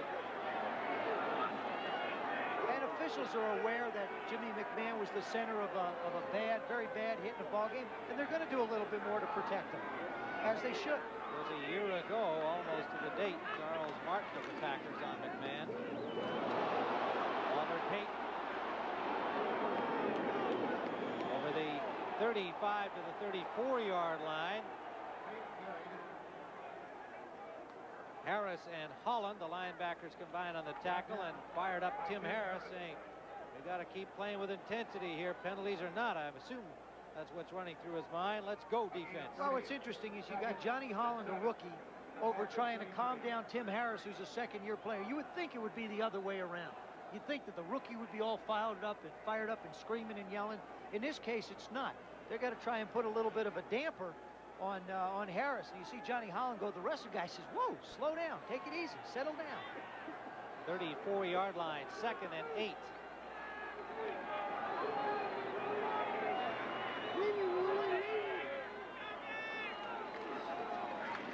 Anderson.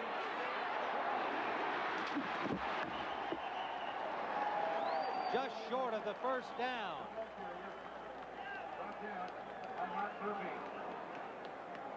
Covert, sore shoulder and all with a block. Well, this is the case where the passing game has started to open up the running game. Right in front of your screen, that's Harris. Now Van Horn's just going to take him and set him up. Now Jimbo Covert comes around the corner and just cuts out Harris's legs with a good block, allowing Anderson to turn the corner. Once you get a guy with his speed, with his shoulders pointing upfield, lots of good things can happen. Bears with a bunch of fine offensive running backs, and Thomas Sanders, Calvin Thomas, Matt Suey has not carried at all this year. Neil Anderson today, 23 yards, 12 carries. The successor to Walter Payton as the running back, but having to play at fullback until Walter hangs him up at the end of the year. And dives for the first down to the 25-yard line of Green Bay.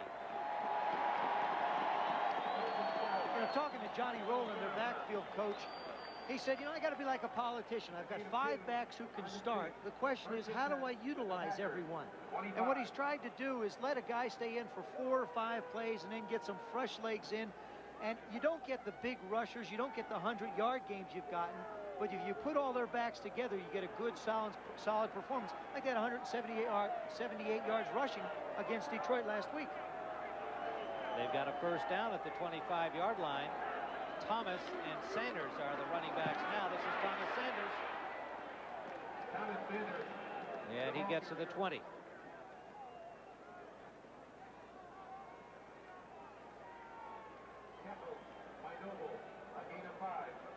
Pick up of 5 for Sanders.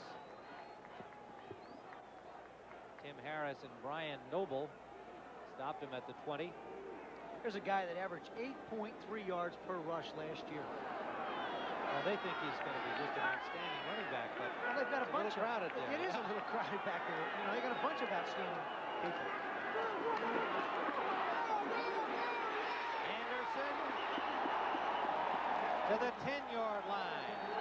It'll be 1st and goal, Chicago. Final minute of this 3rd quarter. And the running game of the Bears now starting to take effect. And you're going to see these 2 wide receivers get involved in the running game, which allows Anderson to get outside. That's the one thing I think that's improved the most. And when you talk to Willie Gault, it's one of the things he's most proud of, is his ability to block. You see, he just gets in the way, just gets a hand on Mark Lee, allowing Anderson to turn the corner. Third quarter score. The injured player down is Brian Noble of Green Bay. We have 41 seconds to go in the third. 14, New Orleans. Brian Noble having been assisted off, and the Bears have it. First down at the 11-yard line. Walter Payton gets about 2. Now they spotted the ball just outside the 10 on that last play, and therefore the Bears could conceivably get a first down at about the 6-inch line. And Johnny Holland taking a page out of Tim Harris's book, having a few words with Calvin Thomas. You know, Johnny Holland, they've talked about him in the same breath with Shane Conlon and Brian Bosworth, and through 9 games, you know, he's had 1 sack, 1 interception, which is a little bit ahead of the other big-name, big-money players that play linebacker in this league. And they do not get the play off. That's the end of the third quarter.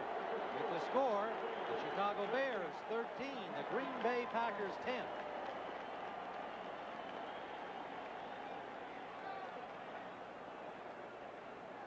Joe Theismann live from Soldier Field. The Chicago Bears driving are deep in Packer territory, leading 13-10 as we begin the fourth quarter. We're in Chicago. Calvin Thomas and Thomas Sanders are in the lineup and running back for Chicago.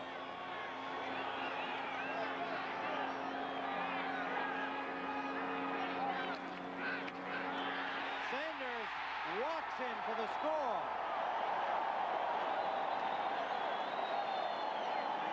And now there's a punch up in the end zone. Tight end Cap Boso of the Bears. A couple of Packer defenders. And flags fly after the play is over.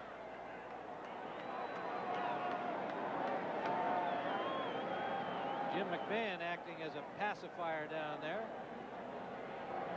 Personal foul, slugging, number 86 on the Bears after the touchdown. 6 points, 15 yards on the kickoff. Well, Dick Jorgensen says it all. That might be a team record for slugging penalties in one game. Vesty Jackson got one, and Cap Boso might have to consider boxing careers. It'd be a lot easier. You wouldn't have to hit guys with helmets on. Butler will attempt the point after. So in another high-strung, emotional matchup, the Bears and the Packers going at each other in a tough football game as usual. Chicago takes a 20-10 lead as we have just begun the final period. Right there, you're going to see John Dorsey's filled in for Brian Noble. Now the block's going to go right through Thomas, is going to take it, and Thomas is going to take it right on in. 2 Thomases. Calvin Thomas going to clear the way for Thomas Sanders. Look at that hole he gets. That's a chance to run through. You see Dorsey with an attempt at the tackle, but just can't make it. I think it's so much more difficult down around the goal line when you've got 2 backs in the backfield. The defense has got twice as many things to worry about than the one that we saw before when Payton was stopped on the pitch. Well, and a sample of how the running's been spread around. Payton with 16 yards, Anderson with 23. McMahon's got 24 yards. He's rushed the ball 6 times as he's been flushed. Now this kickoff will come from the 20-yard line because of the penalty to Cap Boso. Well, next on CBS, we'll have more football for you. Our doubleheader action features the Super Bowl champion Giants with Phil Simms back at quarterback against Jay Schrader at quarterback with his Washington Redskin teammates because of the injury to Doug Williams. And Washington at 7-3, still a little bit leery about the Dallas Cowboys. The Giants down at the bottom after a disappointing start.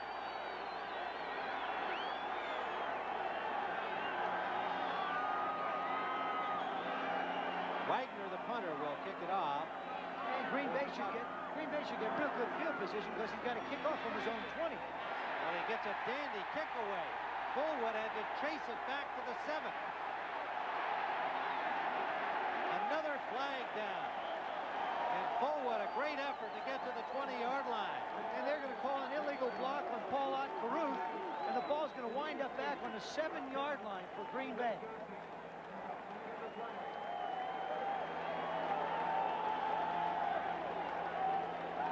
Brent Fullwood has done everything he's been asked of Illegal him. block, number 30, receiving team, just the distance to the goal line, first down. But the illegal block by Caruth forces the Packers to start deep. Well, that mistake comes by not fielding a kickoff. Right on the left side of your screen, lower left part of your screen, you're going to see the block by Paul Caruth. He just hits Maurice Douglas right in the back. You just can't do that. There's no mystery about it. You just can't do it.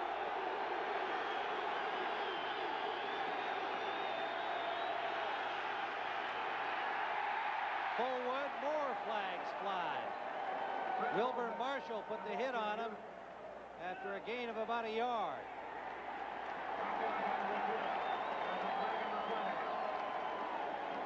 That's another holding penalty against the Packers. The Bears will probably decline this one because there was no gain. They'd rather take the down, make them use one up. Holding, number 57, offense, decline. Second down.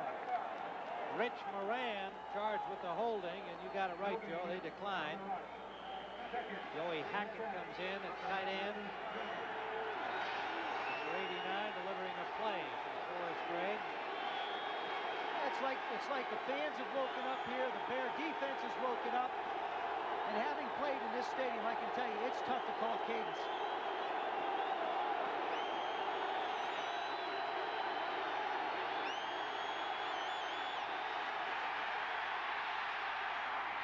Wright intended for the tight end West, who tripped out near the 20-yard line. Rivera had the coverage.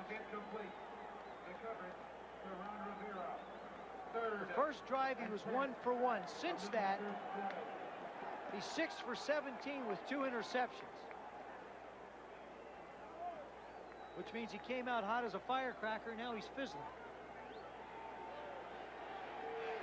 Bears have been applying a lot of pressure to him, and it's paid off. Third down.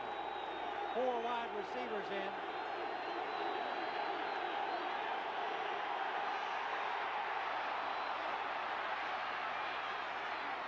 Wright scrambles out to the 17-yard line. Singletary stopped him there. And it looks like he may have the first down. You get a chance to see what Randy Wright gets a chance to see. They will measure. Right after they see if he's got the first down. Good effort by Randy Wright. Forrest Gregg has really changed his football team in the 4 years. Of course, they were 8-8. There it is, first down. Now he's got a lot of young players, only 8 guys left from 2 years ago. There's Wright in the pocket. Now here comes the pressure up the middle. Durson starts and fakes. Now they come back, Dent on the outside. Perry loops around. He's got a hole, and he steps up in. Does a good job of knowing where he has to get to. So the Packers can breathe a little bit from their 17 with a first down.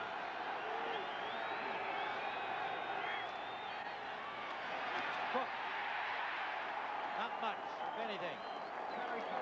McMichael, Marshall, 76 and 58 for the Bears on the stop. Wilbur Marshall has been all over the field. He's been in a pass coverage. He's been in pass rush. There you saw him shut down the run. He's the man designed to go in and try and put pressure on the quarterback. So he's going to be in the backfield all day. He just looks for holes to run through. No doubt that this Bear defense came out of the locker room at halftime really revved up.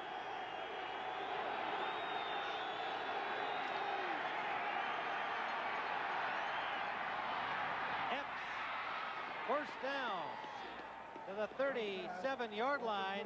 Perfect strike from Randy Wright. Randy Wright just doesn't seem to be bothered by what's going on. Here comes Marshall up the middle. Singletary, you see Rivera from the outside. He just slides a little bit and makes a good throw. 19-yard gain. How bad does Singletary want to get to the quarterback? There you see him take on. Now look, he's just crawling along the ground, doing everything he can to get there. But the Packers have a first down at their 37. An important drive for them here in the fourth. Wright finds an open man. West, another first down to midfield. Singletary on the tackle. 12:43 to play. Packers trail by 10. Wright has them moving upfield smartly. When you know Mike Singletary is back 10, 15 yards down the field making tackles, you know he's not putting pressure on the quarterback. This is one of the differences in the Bears of this year and in previous years. You'll see him go back. He moves in for the play action fake. Now he looks for the tight end. He finds West, but can't quite stay with him. And that is one of the differences. They don't put as much pressure by 7 and 8 people up front as they did in the past. Right, quick release with West again. Trying to get to the marker, and they're going to get him there at the 40-yard line. They'll spot the ball, and that'll be a Packer first down again.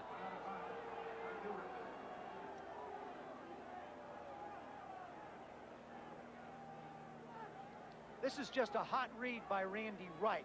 From the outside, Todd Bell's going to come. He's over the tight end. When he comes, it's his job to find the tight end and get rid of the ball. It's a good read by Wright. You see, he looks, here comes Bell. Okay, I got to go to the tight end right now. Bang, get it out. Good, quick read. First down at the 40-yard line of Chicago. Impressive drive by Green Bay. They need it here. Fullwood. Not much room on the left side. He's had more luck on the right. Got about 2 on that play. For another NFL update, let's take it out of Brent Musburger in New York. Tim, it's the hottest combination of the day. The Philadelphia Eagles, Cunningham to Quick. Everybody watch the extension on the receiver's part. Just a great catch for 6 more for Quick 6. 31-10 Eagles. Let's go back to Tim. Quite a rebound for the Eagles after last week. Watch the pop and go.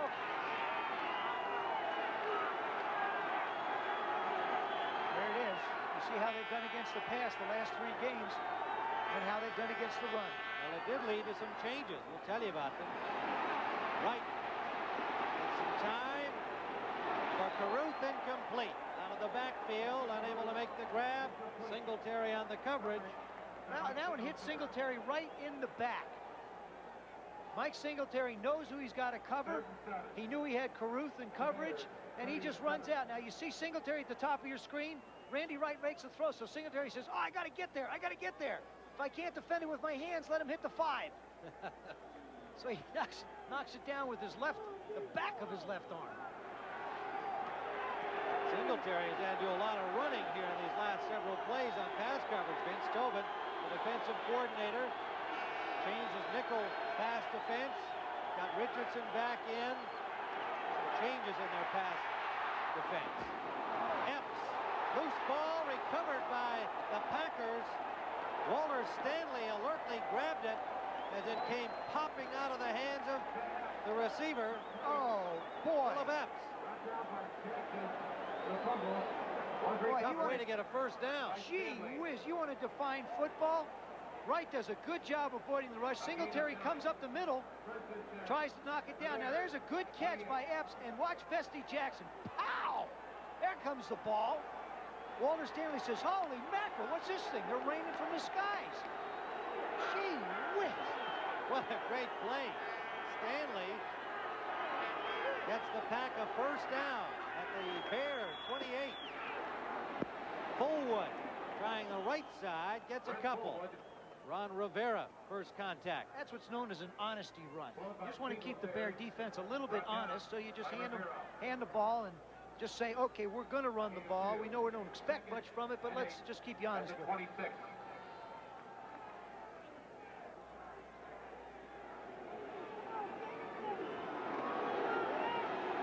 Second down and 9. Packer 26.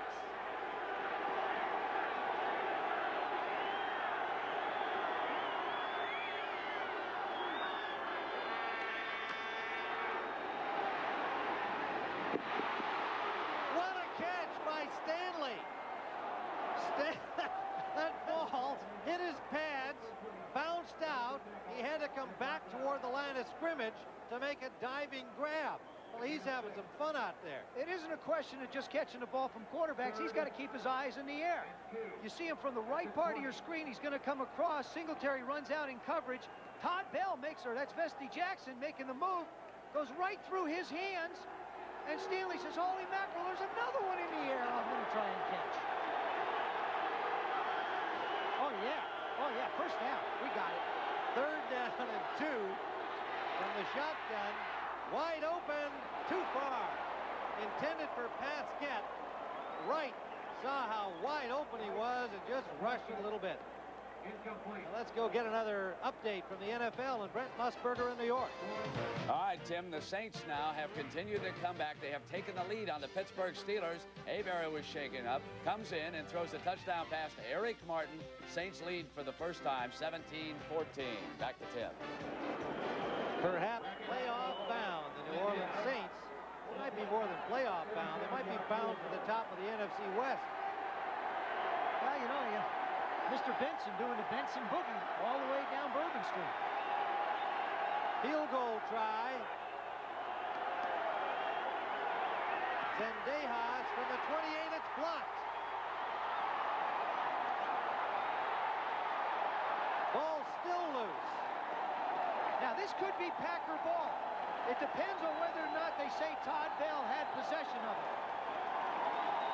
Al Harris blocked the field goal try. And then a whole bunch of them got contact. Well, in the last one they had the ball was Todd Bell in his hands, and it looks like if they declare him with possession, it's going to wind up Packer football. A recovery after a fumbled recovery, fumble recovery. That's what they're discussing right now. Who had the ball, and did he have possession? It is possession by the Bears, then fumble, Green Bay, first down. Well, there you go. That's just the way they planned it. Yeah, right. I don't think that's their second field goal in a row that they've had put back in their face of a pretty good distance. Of course, Greg shaking his says, I don't think I want to try and get possession of the ball this way. Well, they lost some yardage, but they kept the ball. They got a first down now at the Bear 47-yard line after all that. And he taps Max on the head. He says, okay, we got the ball back. I don't mind. Well, they practiced all week on that play. That's a tough one. They didn't want the 3. They're down by 10. They had to get the ball back at a first down. That was one of those classic cases where you get the ball blocked. Somebody doesn't quite have possession of it. Then Bell picks it up. He starts to tuck it away, hits the ground. The ball comes out. Boom. Packers wind up with it 1st and 10. Packers had 14 plays on that drive. Wind up with a blocked field goal, and they effectively start over again. It's being reviewed by the replay official. There we go. You take a look at it as we take a look at it. There you see the kick is blocked up the middle. I believe that's Rivera going after the ball. He doesn't have possession of it. It's on the ground. Bracken can't get it. Now Todd Bell has the ball. Then he bounces it. And the Packers wind up with it. Well, so often you see a player try to pick up that loose ball and go the distance instead of getting possession. Brian Noble was the man who got possession for Green Bay. And there really isn't a better defensive team to pick the ball up and run it in than the Bears. Right for Epps and a fine catch and a first down at the 25, but another flag down.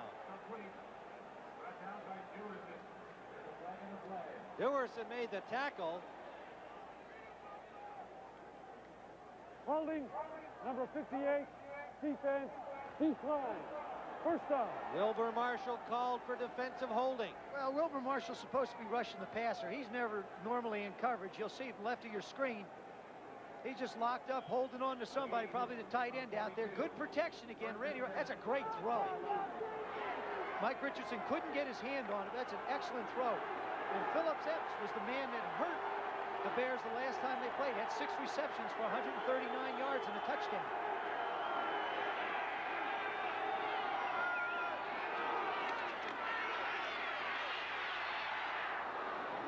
Intended for Epps again.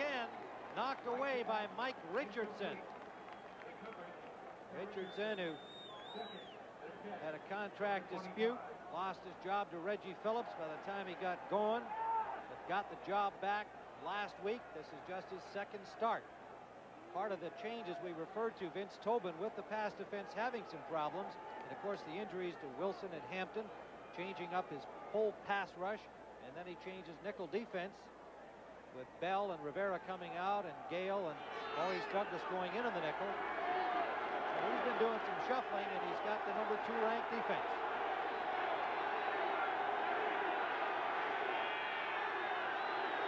Second and 10.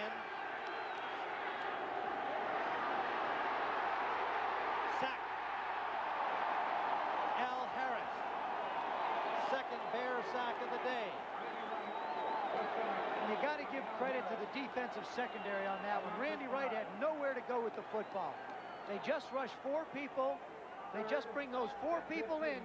You'll see just these guys up front are going to put pressure. But watch the drops of the secondary. You'll see everybody match up. The Packers expecting blitz. They keep both their backs in. They run 3 receivers down the field, but there's 7 guys back there to cover. There's nowhere to go with the football. Third down. 15 from the 30. Fans keeping track.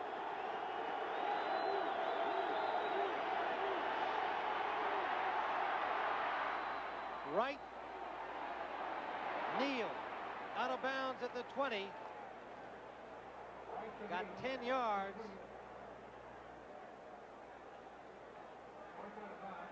Frankie Neal. Boy, does this bring up a decision for Forrest Gregg. Okay, I've had 2 kicks knocked back in my face. It's 4th down and 6. What do I do? Do I go for it? Heck yeah, why take a chance on having another one blocked? Frankie Neal comes right back on the field. He thought he was supposed to go to the bench, but they got him back out there on 4th down. 4 wide receivers.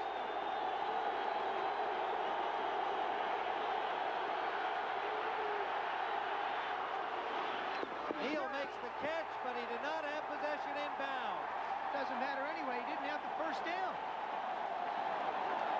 He was short by a couple of yards, and he stayed inbounds.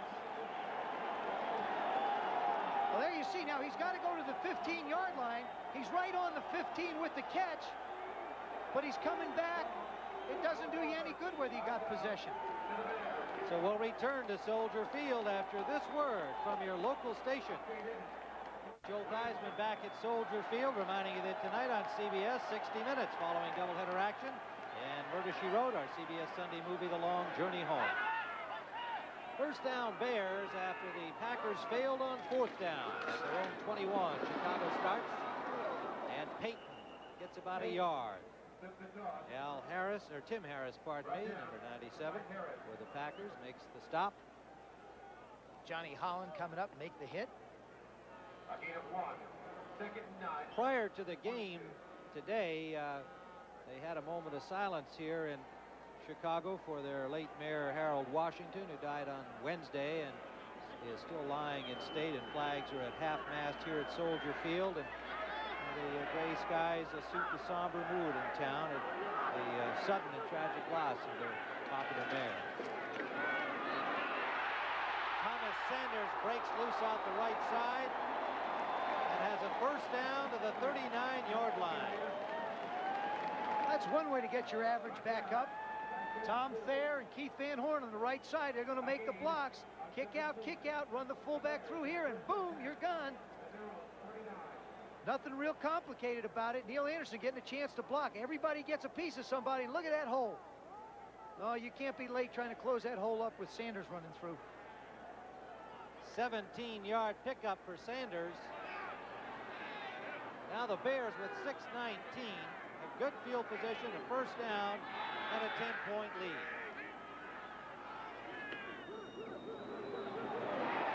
Calvin Thomas.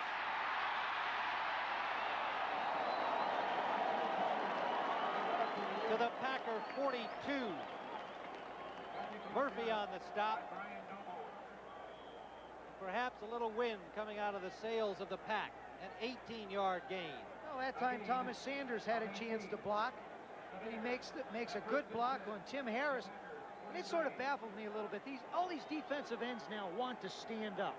That time he exposed all 6'5" of his body to a smaller running back and gave him a chance to just get a piece of him and turn him out so Thomas could turn the ball upfield. Payton, nowhere to go. And a flag down. Woo, that time Neil Anderson tried to put a block on Tim Harris, but he was ready for it and just drove him back into the backfield.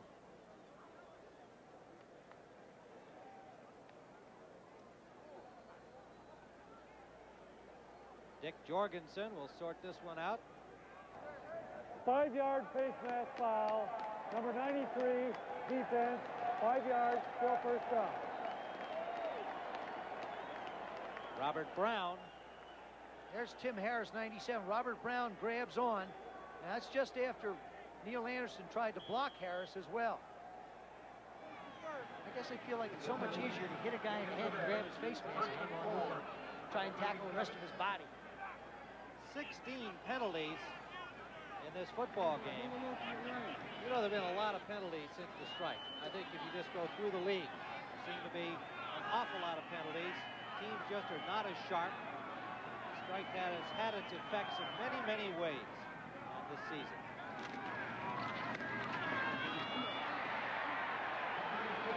Sanders right straight ahead behind Bortz and Hilgenberg. First down, Bears at the 32-yard line of Green Bay. You know, Sanders is that nifty, quick back. Anderson's a little bit bigger, more like a Walter Payton, and he just takes that little hole up the middle. All he needs is a little crack, and boom, he's gone.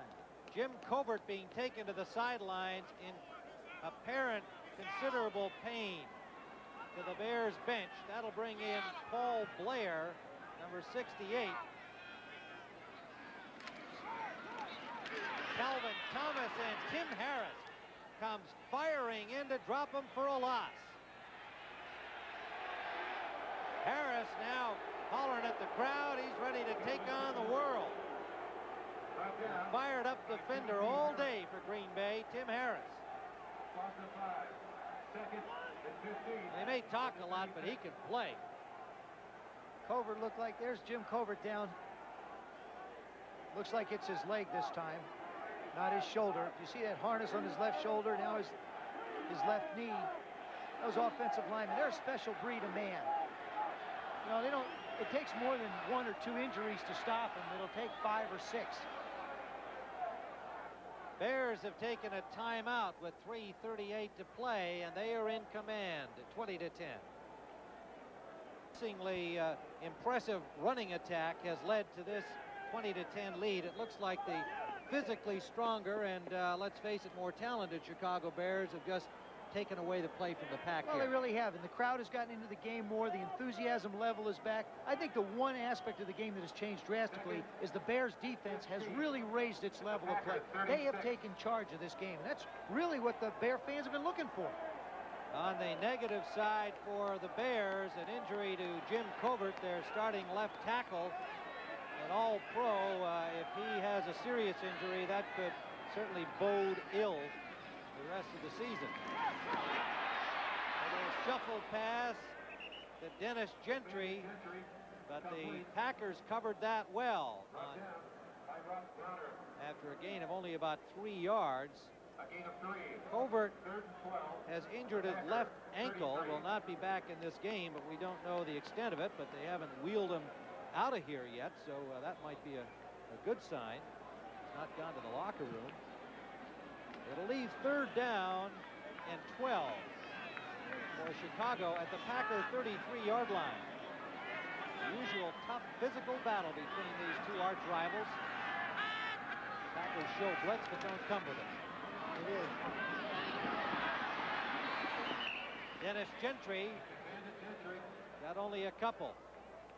But the clock continues to tick away. They're down to 2:49. Boy, there's a fair share of misdirection. You got Neil Anderson, you're faking a running play too, going to the left. You got Dennis Gentry coming up underneath on a little screen, little outlet pass on the right side, and it's like boom, boom, boom. Where are we going? Fortunately, the Packers were in man-to-man coverage and were able to make the play. So on 4th down, Butler is going to try a 52-yard field goal. And that, if he makes it, would match his longest. 20-10. Chicago leads Green Bay.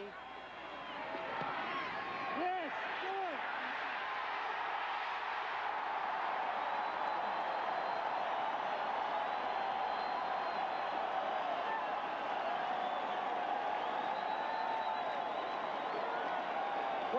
To 10 on a 52-yard field goal by Kevin Butler. 2:44 to play. Tim Ryan, Joe Theismann, and Brian Wagner will kick it off. Kevin Butler, if he's worried about his kickoffs, we're not quite sure why. He just nailed a 52-yard field goal. But the punter, Wagner, continues to do the kicking off, and he does it well. Kelly Cook takes it deep, will not bring it up. 2:38 remains here at Soldier Field on a wet and gloomy day, but spirits are high for Bears fans. Being taken off with what is called at the moment a sprained ankle. They've got an immobilizer device there, as you can see, over that left ankle. All-pro left tackle. Speaking of ankles and foot, that's Butler's foot. Kevin Butler actually has made sure his wife, Kathy, who's pregnant and due in February, he stole that from her, though. That's a little booty warmer, a little foot warmer. And he said, look, I was talking to him on the field before. He said, I hope she gets here because my feet are cold. So there it is. His poor wife sitting up there with cold feet, but yet he's got warm ones on the sideline. I hope he's got that foot insured. The Packers from the 20-yard line. Caruth. Out to the 25 from Randy Wright. For another NFL update, let's go to Brent in New York. Tim, it is 4th and goal for the Steelers against the New Orleans Saints. The Saints have stopped them on 3 straight plays. The Steelers run wide to the left. The Saints are there. Great goal line stand. The Saints a minute and 20 seconds away from their first winning season ever. Back to Tim. Well, you know, there are a lot of fans in the Chicago area looking in who have become Saints fans because Jim Finks, general manager here for many years in Chicago, is now the boss there. Wright scrambling and well slides in to the 40-yard line for another Packer first down. 2:21 to go. The Pack down by 13 after that 52-yard field goal by Butler. So Wright good trying to pass. hurry it up. Well, he's trying to hurry it. And of course, the Chicago Bears just strolling back to the defense. They want to take as much time as they can off the clock. Blitzing. Oh, look at that move. Complete. First down to the 43-yard line. Philip Epps. Randy Wright. That was the duck of the year there. Not the pass, No, the move. the duck. Watch him duck under this. Amazing. Here comes Marshall up the middle. Now, Paul Caruth takes him on. From the right side, here comes Richard Dent. There goes Rivera. Oh, my, where was I? Here I am. Wait a second. Now, look at this throw. Outstanding play. Randy Wright to Epps. We'll be right back. Reminding you that next on CBS, you'll see the Giants at Washington. Some of you Tampa Bay at the Rams, except in the Chicago area, where there will be no doubleheader telecast today. First down. Wright scrambling and gets it off to Caruth, and what a hit on him. But he holds on to the ball. Maurice Douglas made the tackle on him, but Caruth picks up 8 on the play to the 35 of the Bears. Paul Caruth now filling the shoes of Kenneth Davis, who was going to be the guy that should be catching the ball out of the backfield. Right with Douglas blitzing, complete to Frankie Neal, and it looks like it'll be a first down Green Bay. But time continues to tick away with 1:15 to go, and Wright took quite a shot from Douglas, and he'll call timeout. You can see Forrest Gregg wanted him to get to a timeout. What a hit. 1:09 remaining. The Bears by 13. First down Packers as Neal just got to the marker on this catch. Mike gets some time, and it's intended for Pasquette, and just overthrown. For another quick update from Brent Musburger, let's return you to New York. Tim, Dan Marino's streak is over. He cannot come up with a touchdown pass. Instead, he throws 3 interceptions, and the Buffalo Bills shut out the Miami Dolphins 27-0. That interception by Burrows as he brings the clock down. Now let's send you back. Wow, humiliating defeat for Don Shula and the Miami Dolphins today. Well, you wouldn't think with all that offensive weaponry they would ever get shut out. Pasquette just flat out drops that one. Basket is complete.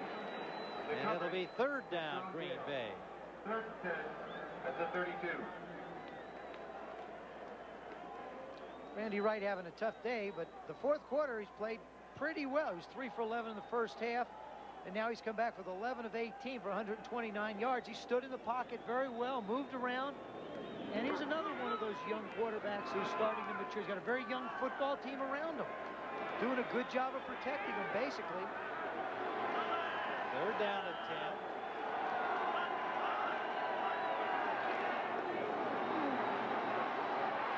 Sidesteps the rush again. Drops the ball this time. And he will be called down with a sack. It'll still be Green Bay ball. 4th down. Was home in the grasp of Bill Perry. Right in the grasp of one of the Bear blitzers. You know, he was in, if it was 1, it was 2. William Perry. There's Big William right in the middle. Randy Wright dancing around. William Perry sheds his blocker. Not noticed for his pass rushing, but still does an excellent job now. He's got him, and it's just like a sandwich. He's treating him like a sandwich. There's no way he's going to get away. There's William. Big Bill, as the coach calls him now, just plain Bill. Let's go to Brent once more in New York. All right, Tim, the New Orleans Saints have wrapped up their first winning season ever. The last play of the game, they intercept Mark Malone, and they hold off the Pittsburgh Steelers 20-16. Let's hear it for the Saints. Back to Tim. Oh, my goodness, they'll be celebrating down there. Won't that be fun? Can we get a plane to New Orleans from here? The Benson buggy will have to see what we can do here. There's what's ahead for the Bears. They got a tough one next week at Minnesota. The Vikings are not about to cave in. And then they've got the 49ers, Seattle, and the Raiders. So a tough row to hoe. They were looking for a return to the old Bears today. Near pickoff by Sean Gale. A pass intended to Frankie Neal. And the Green Bay Packers will give it up to the Bears with 47 seconds left to play. Well, that's when you know something's happened, is when the head coach takes his headgear off. He's either going to smile or he's going to sit there and think about what if. Now, Forrest Gregg, as he said, you know, gosh, if they're ready to play, so they're a better football team than we are right now. He's a realist about it, but he likes the direction that this club's going in. As you said earlier, only 8 players from the regime that was here when he came into Green Bay. He's got the kind of players that he wants. He's weeded out guys he didn't want. Mike Tomczak comes in a quarterback for the Bears. So Forrest Gregg feels that the Pack will be on an upward curve from here on out. Thomas Sanders, not much there, got maybe a yard to the 40-yard line. Brian Noble, who had left the game earlier with an injury, but back out there. They're a spirited, tough young bunch, and they've played another physical battle, as usual, with the Bears. Didn't make it easy for them. Mike Ditka's got to feel better about his overall performance of his ball club. The fans got into the game. Of course, we talked earlier in the week. He wasn't real happy with that. And they gave him something to cheer about today. I think that's what's going to make him happier than anything. Second down play. Tomczak will just let it run out. So the Chicago Bears have moved their mark to 9-2 atop the NFC Central. Minnesota at 7-4 in second place, and the Pack falls to 4-6-1. For Joe Theismann, this is Tim Ryan saying so long from Soldier Field, where our final score, the Bears 23, the Packers 10.